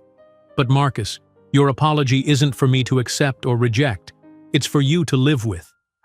She gestured toward the gleaming aircraft. "I've moved beyond needing anything from you, validation, apology, or recognition. That's what real freedom looks like." With that, she climbed the remaining steps. The door closed, and minutes later, The jet taxied toward the runway, leaving Marcus standing alone on the tarmac.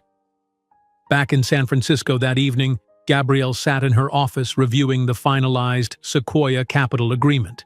The $650 million investment would fund Johnson Tech's expansion into emerging markets across Africa and Southeast Asia, potentially bringing financial services to another 30 million underserved individuals. A soft knock at the door interrupted her concentration. Miles and Maya entered, both still processing the events of the past 2 days. "Are you okay, Mom?" Maya asked, perceptive as always. Gabrielle considered the question carefully. "Yes," she said finally. "I think I am. Better than okay, actually." "You don't seem angry at him," Miles observed. "I thought you would be." Gabrielle set down her tablet and turned her full attention to her children. "For years I was angry. That anger helped fuel me when I was too exhausted to continue.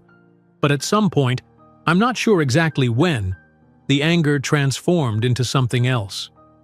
"Into what?" Maya asked. "Perspective," Gabrielle replied. "I realized that if he hadn't forced me to build something on my own terms, I might never have discovered what I was truly capable of. His cruelty was the catalyst for everything we've built together." Miles, ever the pragmatist, nodded thoughtfully. Statistically speaking, children from two-parent households with significant financial resources do show certain advantages in educational outcomes, but numerous studies indicate that parental engagement quality is a stronger predictor of success than family structure or wealth. Gabrielle smiled at her son's analytical approach to their family story. "Exactly. And you two have had one completely engaged parent rather than two partially engaged ones." "He seemed diminished," Maya noted. "Not at all what I expected from the villain in our origin story." "Most villains are just people who made terrible choices," Gabrielle replied. "His worst choice became our greatest opportunity." Later that night, after the twins had gone to bed, Gabrielle stepped onto her penthouse balcony overlooking San Francisco Bay. The lights of the city sparkled below, a far cry from the Brooklyn apartment where she had once counted pennies for baby formula. In her hand, she held the letter she had written to her unborn children 15 years ago, the paper now yellowed with age. "You will never need his name, his money, or his approval," she had written in those dark days after Marcus's rejection. "We will build our own empire." The promise had been fulfilled beyond anything she could have imagined then. Johnson Tech Solutions now employed nearly 800 people across 5 countries. The platform she had coded during sleepless nights between feedings now served 12 million users. The twins, who had once been deemed inconveniences by their father, were now academic prodigies with limitless futures ahead of them. As Gabrielle reviewed the Sequoia contract on her tablet, she felt neither triumph nor vindication about Marcus's downfall. His relevance to her story had ended the moment she decided his rejection would become her motivation rather than her defeat. The company's international expansion would begin next quarter, bringing financial services to communities that traditional banking had ignored for generations. There was work to do, an empire to expand, and a future to build that had nothing to do with Marcus Reynolds. Not as partner, not as antagonist. He was simply irrelevant, and that, Gabrielle realized, was the most complete justice she could have ever imagined. If you enjoyed today's video, I'm sure you'll love the next one. Don't waste time. Just click on the screen.